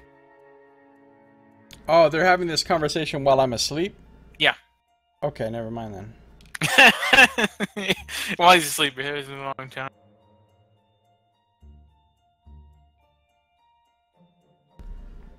Anyways, you know, I could keep watch, of course, if you two just wanted to go out, do whatever. And when they showed up, they would, what, receive a harsh talking to that they can't hear while they slaughter Jomo in his sleep? Fair enough, fair enough. Alright, fine. Do whatever. I'll go down and see if I can't get the bartender to get someone from Ven's camp to come visit us here. Maybe they can give us answers. Alright. Sinclair, what are you doing? I mean, Corwin, what are you doing? Does Sinclair not have a last name, by the way? He does not. One name, just like Prince. Yep. Although I think one names are common in Athos. Yeah, they're common. What's Rickus's last name? What's Sadira's last name? Yeah, well, Sadira has Sadira of blank, and but Rickus actually does Rickus have a of something? I know that Tithian has Tithian of Mysticles, or where the shit his name is. Yeah, that's like his noble house. But like, yeah, Rickus is just a slave, so he doesn't have of anything. Yeah, I'd say it's like, yeah, for the most part, most people don't really consider a surname or whatnot. I mean, it's not like anyone really to matter oftentimes. Yeah, and the little bit of reading I did about Athos, it struck me that it seemed like nobody had the standard first, middle, last name thing. Elves usually do because they use the name of their clan as their last name. But Jomo has abandoned his last name. Mm-hmm. He's abandoned his slave guys. name. His slave name.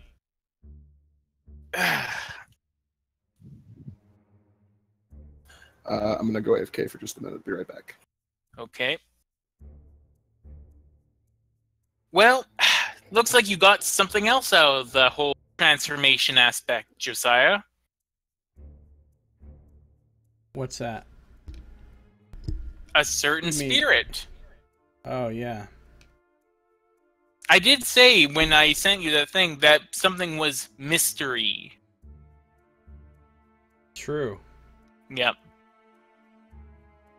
Well, it's Searshoe, which I don't know if I should actually share her. I mean, since she's kind of like living inside you, I imagine with the answer as well. I don't know if I should give you her stats or not. Well, I think you should keep it mysterious at this point. Okay. Since Jomo doesn't know anything about her. Even though she's literally made out of part of you.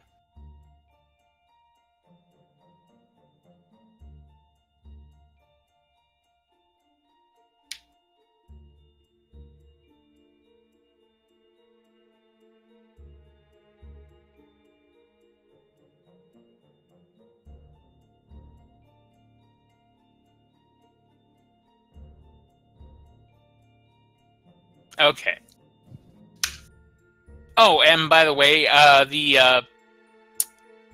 the thing that you had done up on the ceiling, Corwin, that's basically blown away now. So now that there's light going back directly into the room again. Did the blanket blow down, or did it blow up and around and out? Yeah, you don't know where it is.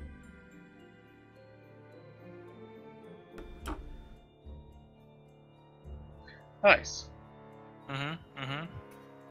If the piles of detritus we see in the picture are actually there, I might spend some time trying to get some boards up there and try and fashion something of a temporary patch.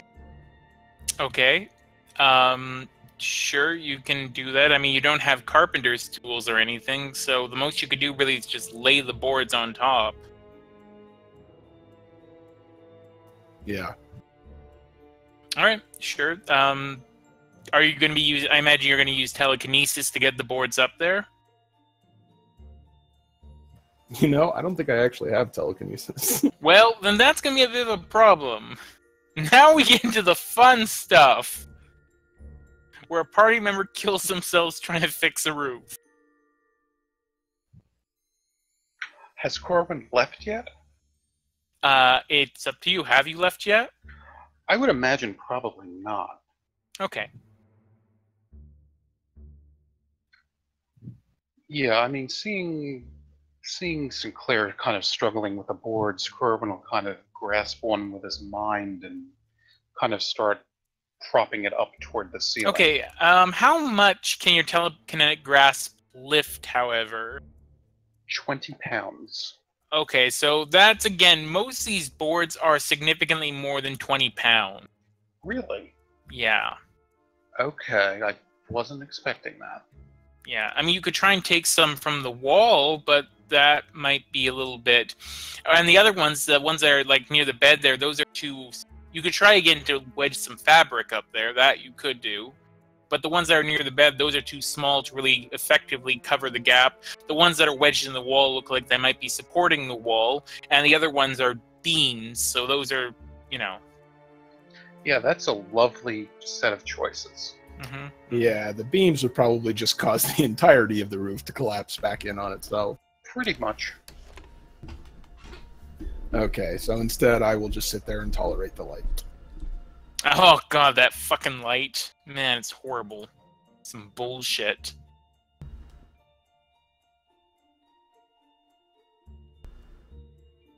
Okay. So, Corwin. You've gone out on the city. You're going out on the city? Yeah, Corwin will go out into the city. Okay. So, where do you want to go? There's so many places. Alright, Corwin will actually start by heading to the Tarnished Cup. Okay. I'm just keeping track of time here because, of course... okay. You make your way to the Tarnished Cup with no trouble. And, yeah, you come up to the start. Ah, hello there, friend. It's good to see you back again. How can I help you? Good day, good day. I've found something you might be interested in. Alright. And What? Corwin will, with a flourish, will pull out the painting he has of the proprietor. Oh! Well, now this is something... There's not a rat in this picture that I can't see, is there? No, there isn't. The wine bottles there weren't originally in my first visioning, but it just seemed to kind of balance against the overall picture, with them in there. Well, Especially since you seem so fond of them. Well, this is indeed a nice picture. Well, how much do you want for it?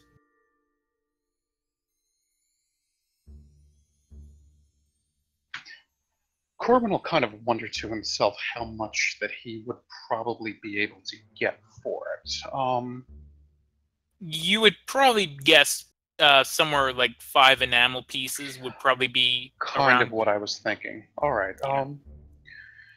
Since it is such a fine likeness of yours, and so on, and again, it captures your taste of a fine vintage, as you see there. I could part with it for, shall we say, 8 enamel pieces? 8 sounds a bit much. How about 4 enamel pieces? We could always split the difference at 6. I don't know about that. Okay, time to make some barter checks. Persuasion. I'm just gonna make this one a DC, not a combat. Okay. I'll tell you what. I'll give you 5 enamel pieces. All right? All right, that'll, that'll work. Here you go. Can I interest you in anything else? And thank you for the picture. You're most welcome. Display it proudly. I most certainly will, just as after I check to make absolutely certain there's no rats in this picture. No, there definitely isn't, unless you wish to buy one that does have it. But, No, don't wish that. We'll never wish that.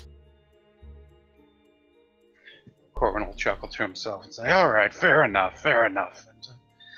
And, do you have anything else new since last I was in here?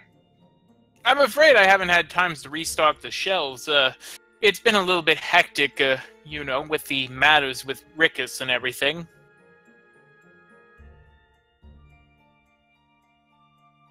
I mean, it's not as bad as when they found Igus dead on the steps of the Ziggurat. Then they had people swarming all around the Smiths district. But no, at least they mostly left this place untouched right now.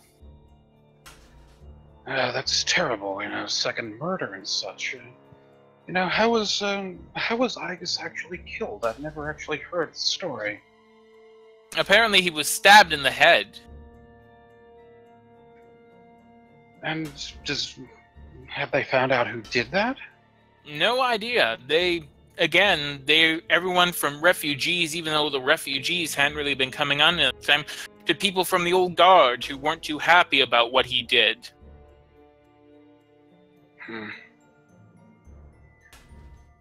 Well, that's most disconcerting, but hopefully, whoever this assassin is will be brought to justice soon. You think it's the same person? Well, assassin or a group or such, they've got to have a fair amount of skill to be able to overthrow them. I suppose. I mean, they have plenty of enemies, mind you, but then, of course, how do you explain the death of... Yeah. Let me just double check something here, 1 second.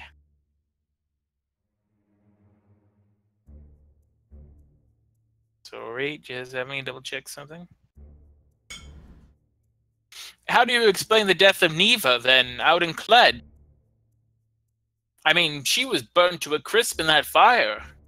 That was an accident, as far as anyone can tell.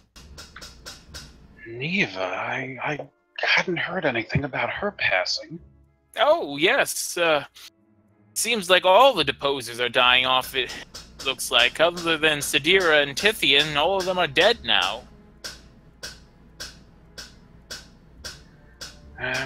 Maybe you're right. Maybe it is just freak occurrences, but, stabbing and such, that's gotta be intentional. Maybe. Honestly, I wouldn't know anything about that. Of course, that's not really not really what I deal with. Yeah, I mean, just as long as, you and I are safe, that is. Oh, I'm sure we'll be fine. I mean, it's been a while now since Ricketts got killed, more than a month. So I'm sure we'll be fine. Surely.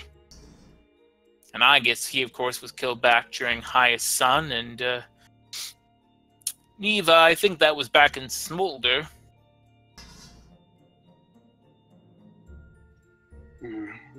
Yeah, you're right, Yeah, I imagine that, wouldn't escalate to, slayings of common folk or such. Have I seen you in this part of town before? Other than the previous meeting? Not that I know of. Usually I'm up in Iron Square. Been to the Golden Onyx for a bit. I see. Well, other than that, unless you have something else to sell me, I guess I will have to bid you adieu, my friend. Yes, indeed. Before I leave, I'd like to relieve you of that silk fishing tackle. Oh, of course. Now, let me just pull that up. Yes. So, 6 slate pieces. Okay. Yep. Corin will hand that over. All right. So no bargaining this time. No. I have a feeling that Corin would think that it was cheap enough as it was. Okay. You get yourself a bit of silt fishing tackle. Now you can catch your own nasty-ass siltworms. Nice.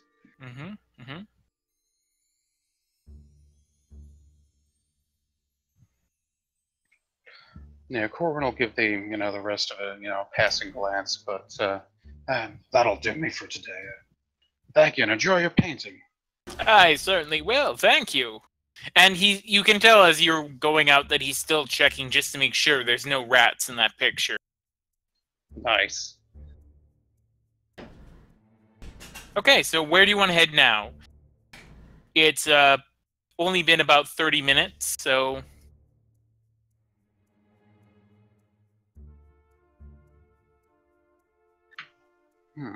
All you could right. head to the wagon work, inquire about getting a wagon, although it'd probably be better to check to see if you actually have a mount to pull that wagon first. That's very true.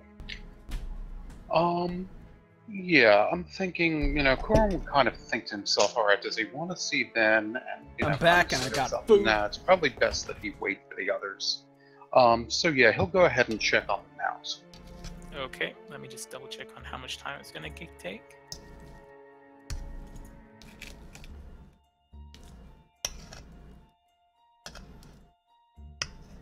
Okay. And you get over to the messenger's mount without too much issue. I got a big old salad. And it is now about 11 o'clock. Alright.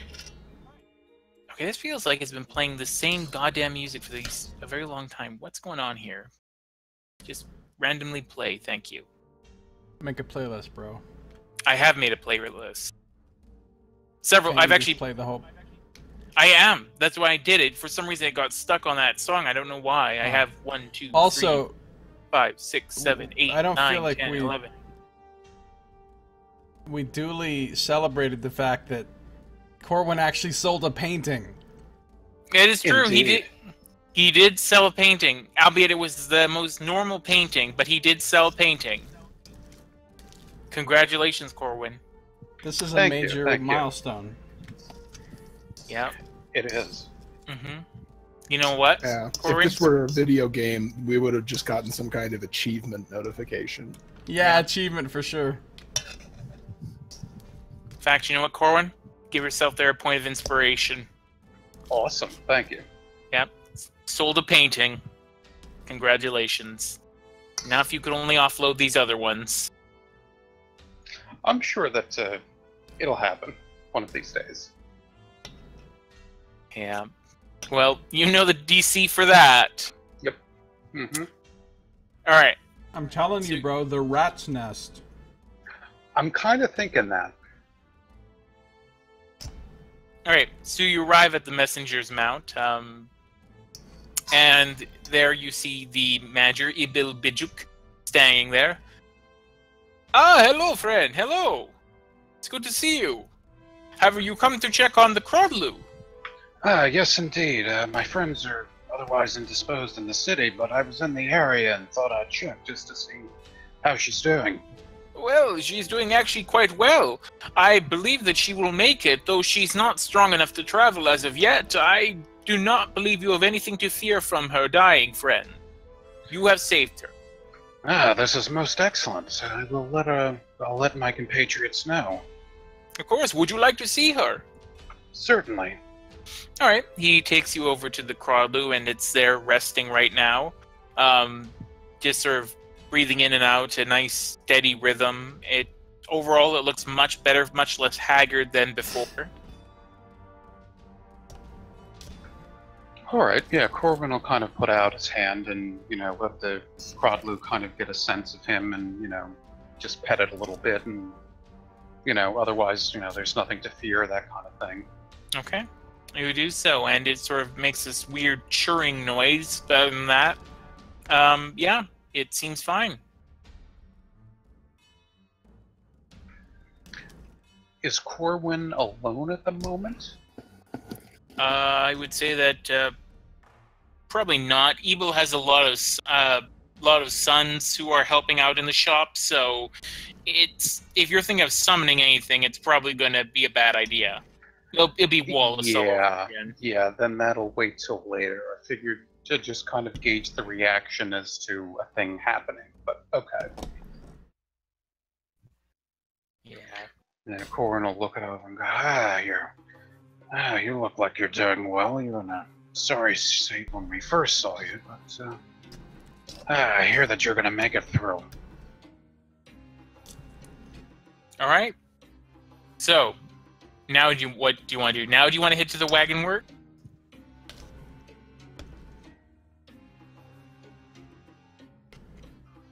Yeah, might as well. I'm looking for the wagon works on the map here, but yeah, you know what? We'll go ahead. Okay. Let me just get the time.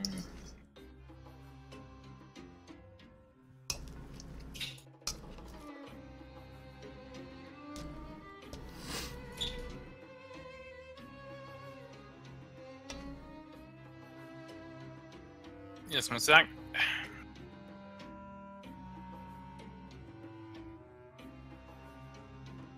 Okay. And yeah, you arrive over at the wagon work.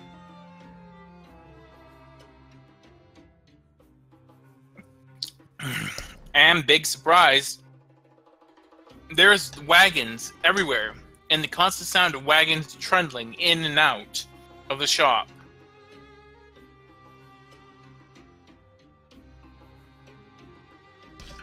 Yeah, Corwin will start taking a look over the wagons and kind of think to himself, you know, in terms of sort of what he had seen his Uncle Gerard have in terms of what can carry what and that kind of thing, just as a general sort of sense.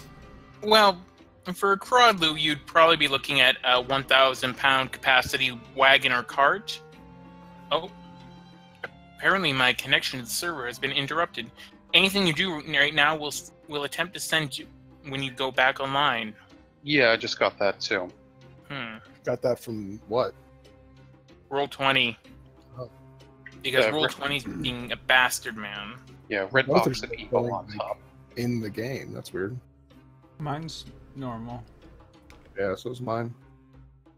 Let me refresh my Roll20 and see here. Okay, Well, I'll do that also. Now you guys are getting to do shopping and all these good things, and you know, Jomo, you got a new friend who seems really happy to be with you. Friend is a strong term. Friends forever. Friend / nuisance. Basically, Jomo, you've got now 2 women you're sort of engaged to. As soon as she said she couldn't save my life a second time, I was like, okay, I'm done with you.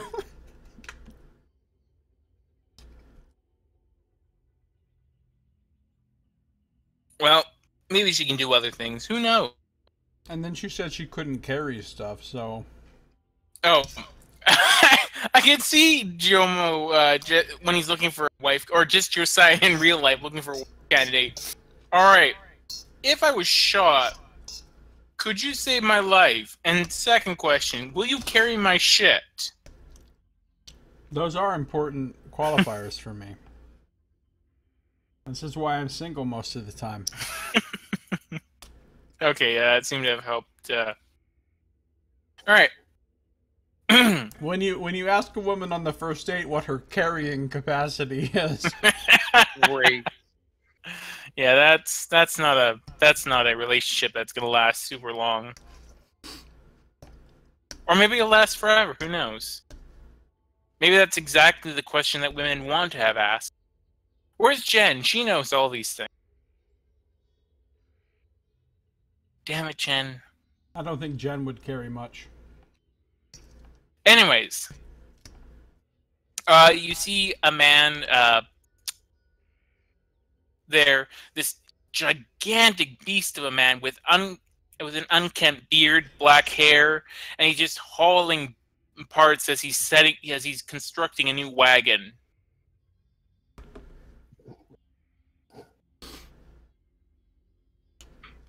Corwin will look, over the wagons a little bit more, and then, sort of clear his throat a little bit and kind of wait to be acknowledged.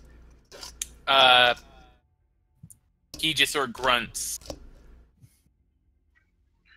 Good day, good day. Might you be the one that I would need to speak to purchase a wagon? He grunts. Affirmatively. And a grunt of affirmation. Mm-hmm. All right, then.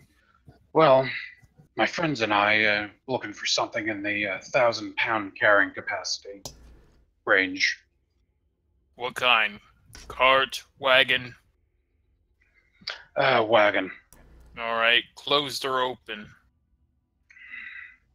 We're still a little up on the air on that, but probably closed. All right. Do you have the money for that?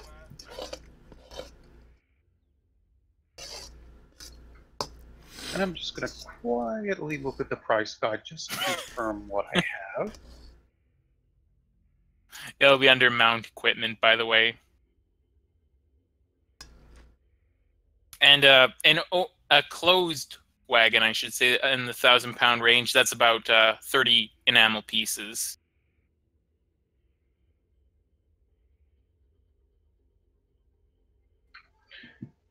Yes, I have enough coin to cover that. Good. You want now?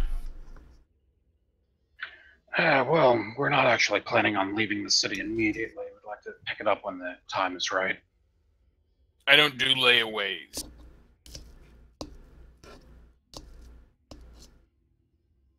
I can deliver it. I can have it delivered to the place of your business if you pay me an extra 5. 5 enamel just to deliver it? I'm a busy man. Person who's not here. Nice.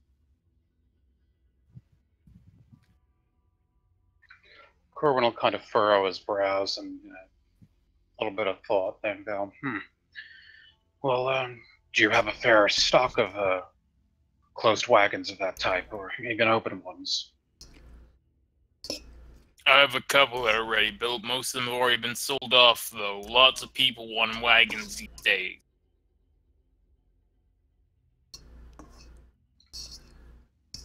Makes sense. I could see that.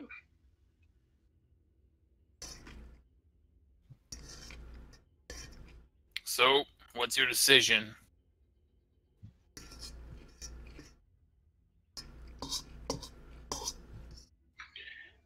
Well, what exactly are you working on now, perhaps?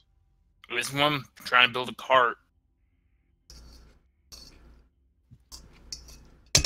All right, that does not fill me with consumer confidence that he's trying to build a cart. I noticed that also. Okay, well, he's building a cart. I will say this. The wagons and carts, actually, although he's clearly not much of a conversationalist, they do look incredibly well made. Oh, and I just realized I forgot to reveal something on the map that should have been revealed when you bought the... There we go.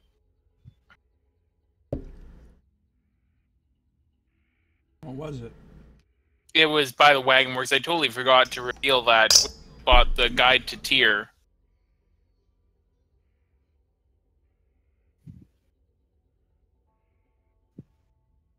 It's Burke's Leather and Hides. Oh, cool.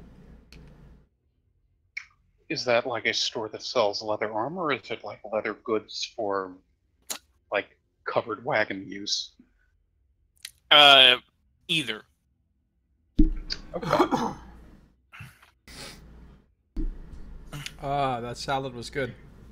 Would Corbin have a sense that, like, now would be the time to buy this wagon, or would there still be stuff later, perhaps? I mean, you could buy it now. You could also, if you still want to, you could try and get the wagon back to the... If you didn't want to pay the extra money, you could try and take the wagon there yourself. I'm sure that would go very well.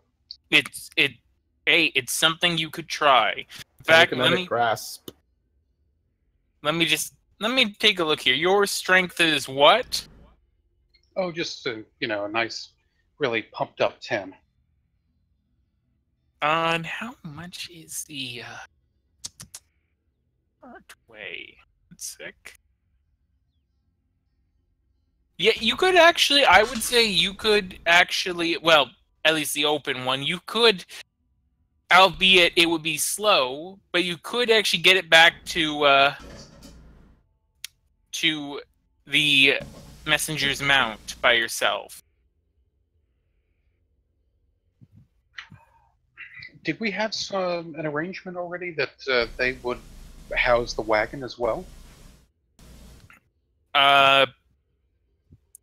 No, but I mean, you might be willing to. I mean, it would suck if you got there and he didn't. I'm thinking that, oh yeah, you can get it to the messenger's mouth.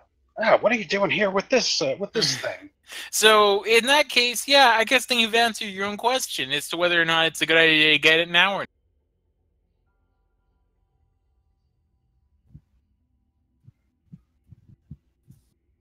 Probably a better idea to wait then.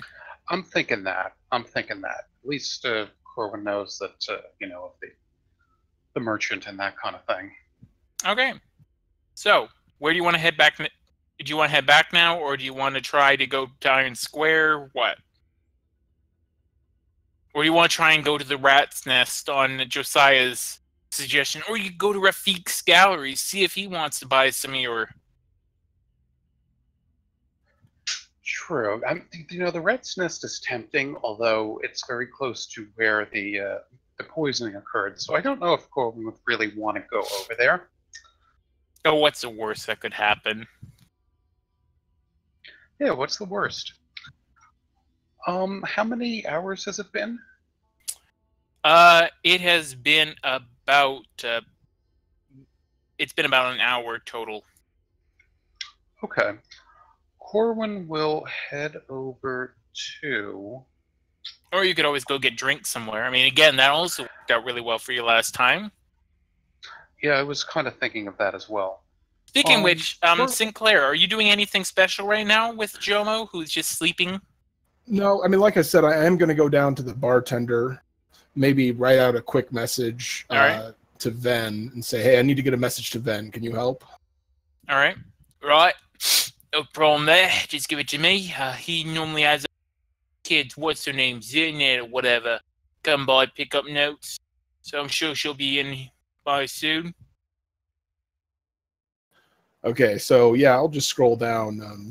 We need to know the exact location of the Druid's Grove that is to the south or west of Tyr. And then a separate line that just says, also, any jobs for us yet? Question mark. Okay. So back to Corwin. Corwin, what are you going to do? Do you want to head back now, just wait out the rest of the time? Corwin will actually go to Nerissa's Colors and Scents, hearing that is, involved with painting supplies. Okay, Nerissa's Colors and Scents. 1 sec. I am not on the right layer. Oh, do you want to pass by the square where Luco is? Or do you want to just try and avoid that square? Corbin will just sort of head there, and I don't think he would really be thinking of that. Okay, well, you don't really encounter anyone on the way. And you arrive in the Noble Quarter at Nerissa's Colors and Scents, located right on the edge of the Noble Quarter.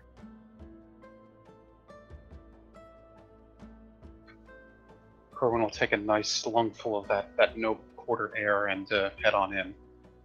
All right. You do so. Second.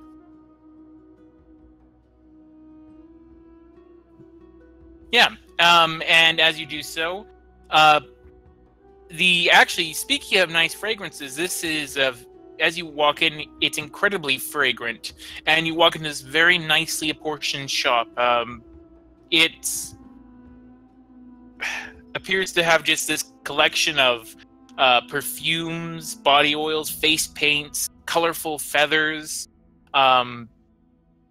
There's various luxury goods, and sitting at the table at the sort of desk is a woman, or a counter is a woman, a half-elf woman who you assume is Nerissa.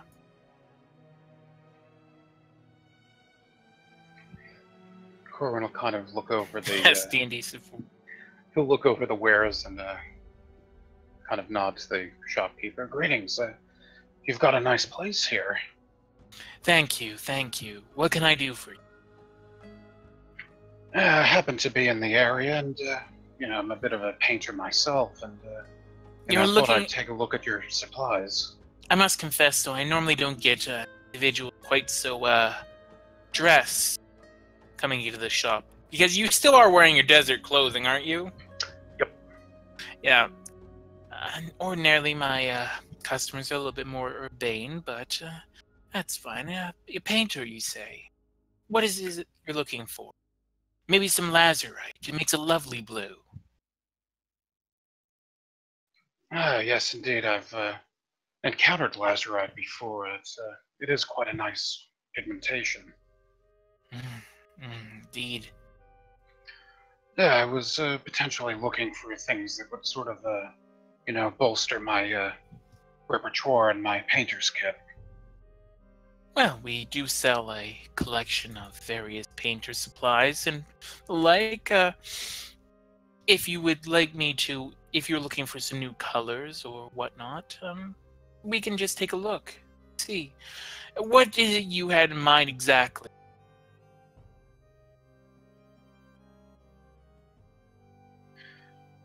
Well, I've used up some of my, supplies on the road and such. Looking for some, some more card stock and, a refresh on my pigments, that kind of thing. Maybe possibly a nice, another brush, sort of a, a larger stroke, that kind of thing. Maybe a, more finer one than the one I have. But yeah.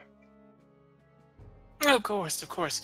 Well, and she brings over this absolutely lovely looking painter's kit of painter supplies. It's made, the case is made out of carved ivory, and inside are a large collection of paints. This painter's kit I can heartily recommend for the low price of only 20 enamel piece.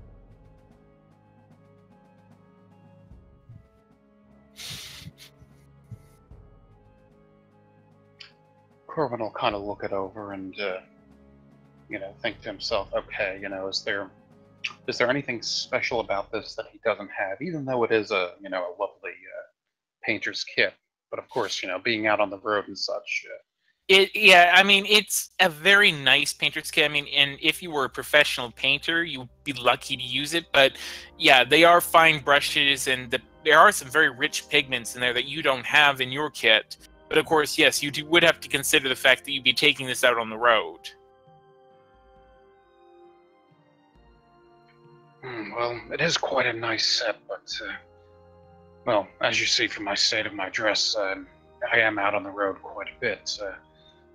I wouldn't want to see it kind of be tarnished, from the Athasian sands. Of course, of course. Then perhaps I can just give you a few new pigments for your kit then. Yes, I would like that. Some of them there look like they're ones that I don't quite have or am running low of. All right. So she brings up a few sets of pigment as well. Can I also interest you in some canvas? Yes, I could use a bit more of that, and Corbin will kind of pull out his own paintings to kind of show what stock he's using. All right. She sort of looks over and she says, "Is that a rat?" Yes, it is. It's a famous desert rat. I've never heard of. Traveling through the Athasian sands. What? Is this some kind of? I don't. And then she looks like she's just kind of weirded out. And she's like, "Okay, here, let me wrap this up. You can have this. This should restock you on canvas and your painting supplies, and that'll come to about 1 enamel piece." All right, fair enough, thank you kindly. Yes, yes, of course. Now, please take those paintings out of here. They kind of, I mean, are those, what are they doing around that cart? And why is there that dead mount? Well, you see, the plight of the desert rat typifies man's struggle against the Athasian elements. Are It's a those series. wolves? Yes, actually, yes, it is.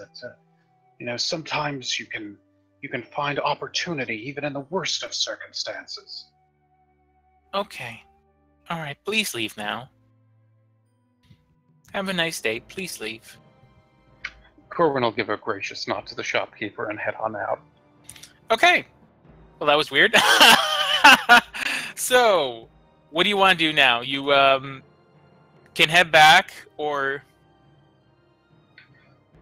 Corwin will go head to the Golden Onyx. Okay. You head over to the Gold Enix, but it is Yes. basically packed right now. It doesn't look like there's any space for you at this time. Like completely packed, not even like a, hey, grab some food and go kind of thing. Yeah, not even like that. Fair enough. Is there a place around to refresh water? Yeah, there is actually a few water dispensaries. There's one actually up by Iron Square, and there's also one near the Dracoman station at the Caravan Gate, so you could refresh your water there. Yeah, Corwin will head up to the Iron Square one and refresh his water there. Okay. Over there. So yeah, that's going to run you. So how much water is it exactly you need? It should be about 13 pounds of it. Yes. And are you going to also try and get your day supply in right now? Yeah, I would say so. Okay, okay. So... And actually, probably he might only just get his day's supply, considering how close I am to being over carrying capacity. Oh, okay. Alright, so yeah, then in that case, that's going to be one ceramic piece. Okay, very well. Alright, yeah, and there you go. You've got your water supply for the day done. Alright, and do you want to head back now, or do you still want to keep walking around? This has suddenly turned into Nazi shopping adventure. Yeah, it seems that way. Well, Corwin will wonder to himself if he thinks that possibly it would be a good time to appear at the Wanderer's Chronicle, or perhaps that might not be the best time, considering that the Golden Enix was packed. Yeah, the guy sounded like he needed a bit of time to get what he was going to get, so it might take a little bit longer. Okay, that's kind of what I was figuring. Yeah. So in that case, do you want to just head back to the Kanken cart?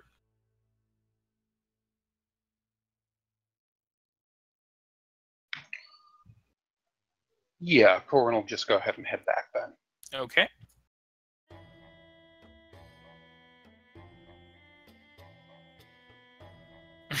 Yes.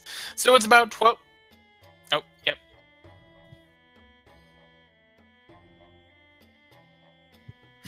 It probably is. It probably is. Well, back at Home Sweet Home. So you arrive at the Kank, and there's still Sinclair, and Jomo's resting while Sinclair's just sort of... what have you been doing this whole time, Sinclair? After I gave the message to the bartender, I'm just doing the typical Japanese anime monk meditating in a corner thing. Excellent, excellent. That's good. Good. Well, the good news is that your hair is growing much spikier now. Because we all know the amount of hair and spikiness is actually correlated positively to how powerful you are. Yeah, definitely searching for Dragon Balls and occasionally assuming Super Saiyan form. Alright, and Corwin arrives. And then I imagine the sound like whenever, oh god, how am I forgetting his name from, not from Frasier, from Seinfeld arrived. Oh god, how am I forgetting his name? The guy Michael Richards plays. Kramer? Kramer, yes. You could pull Michael Richards, but not Kramer. That's... Yeah, I know, right? It's weird.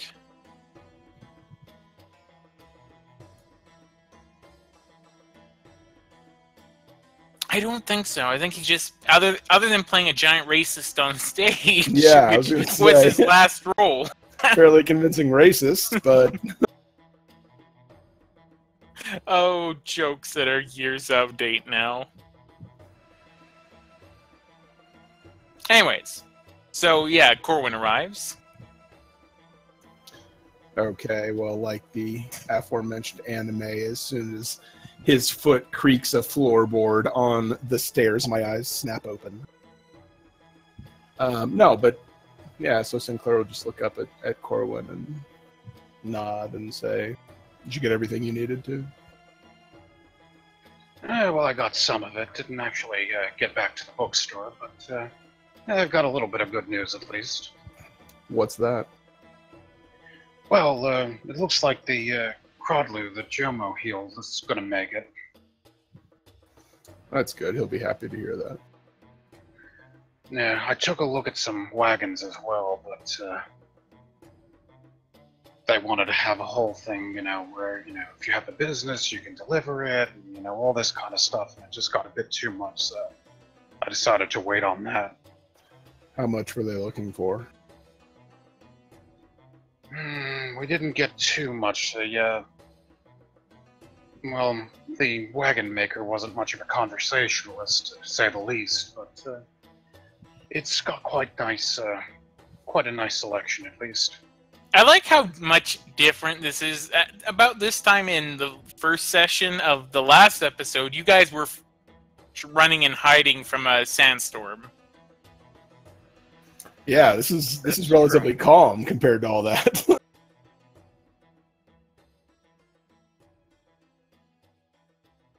And what time is it about now, Scito? It is about 1 o'clock in the afternoon. Okay, so Sinclair will say, yeah, I left a message with Ben, seeing that if he has any information about this Druid Grove that our friend at the bookstore mentioned. Yeah, nice. I was considering dropping by there. I went by the Tarnished Cup a little bit further than that. And almost on cue, you hear a knocking at the door. Oh, I'll get up and answer that. All right. You open the door, and there is a small child there. The child that you've seen before, who works for Ven. Oh, cool. Hello there. Got your message. And Ven says he has work for you. And the Druids? He says he'll talk about that once you get there. Once we get where? To his place. Okay, so he's got work for us that he wants to describe in person? Right. He's real Okay. personal like that. Tell him we'll be a little bit, but we'll be there this evening. Right. Don't like to wait too long, though. We'll be there this evening. All right. And she heads off. All right, so it's going to be another 5 hours about until the long rest is finished. So are you guys just going to wait until then?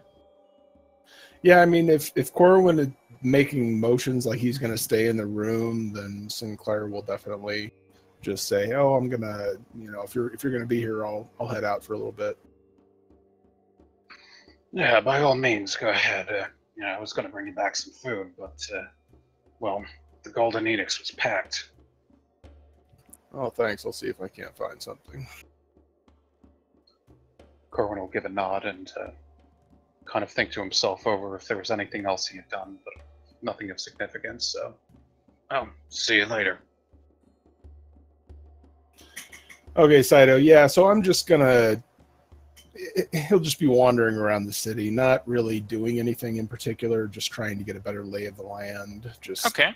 keeping an eye out for escape routes. Just always wanting to know exactly how to get away when things inevitably fall to shit, as they always do.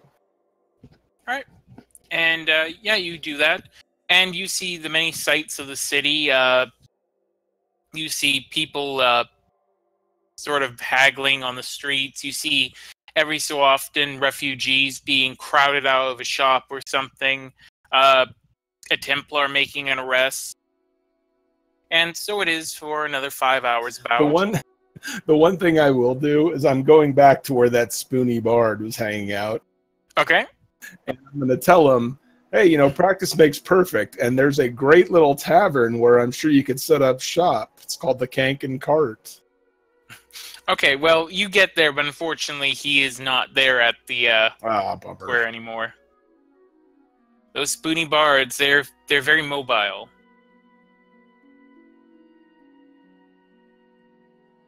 All right, that's it. All right.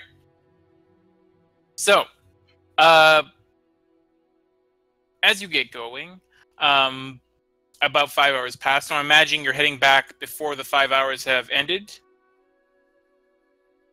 Yeah, not too much before, but maybe a half hour or so. Okay.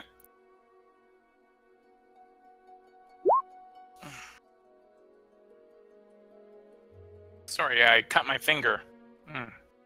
Hey. On Yep. what? On a can.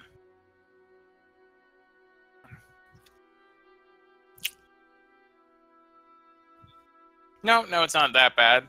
Just, annoying. Because now I'm going to worry that it's got blood gets on everything, and then I just worry about, crap like that for the next few days. I got news for you, but it's your blood, so I know. It probably won't make you sick. I know. Well, it's not just that. So I worry it'll get into my electronics and damage them, and Oh, okay.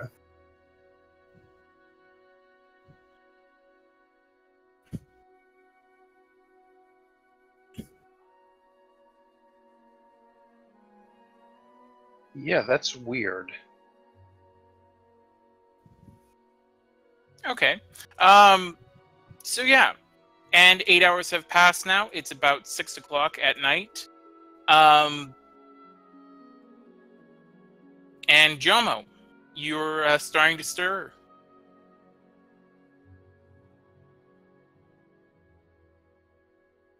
Okay. And do you do anything else? All right, and you do. And you do.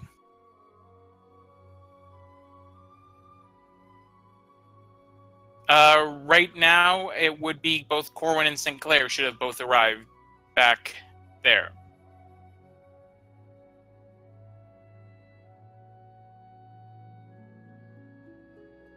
Well, Corwin has some good news for you. Well, I checked on the cartload that you healed, and looks like it's coming along nicely.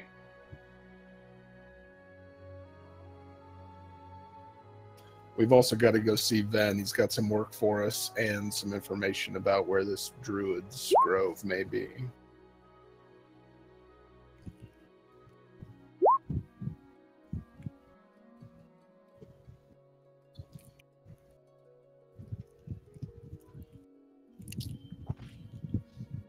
Yeah, actually, my thumb is really starting to bleed like crazy. So guys, I might need to cut for tonight. Oh yeah, man, definitely. Sorry about that. Yeah, go take care of yourself. Yeah, sorry. This was supposed to be a bit more happening here, but that's good. We can get further in the next one. So when is the next time you guys want to get? Oh, Josiah, you might want to end us out.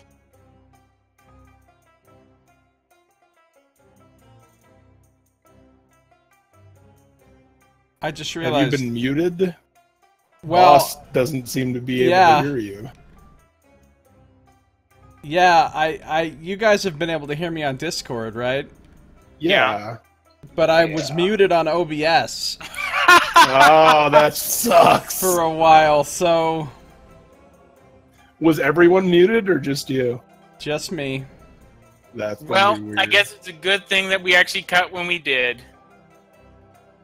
It's just been the last few minutes. Okay. Yeah, Well, I was like, boss, what are you talking about? And then, yeah, good call, boss, saying that in chat, because I didn't realize.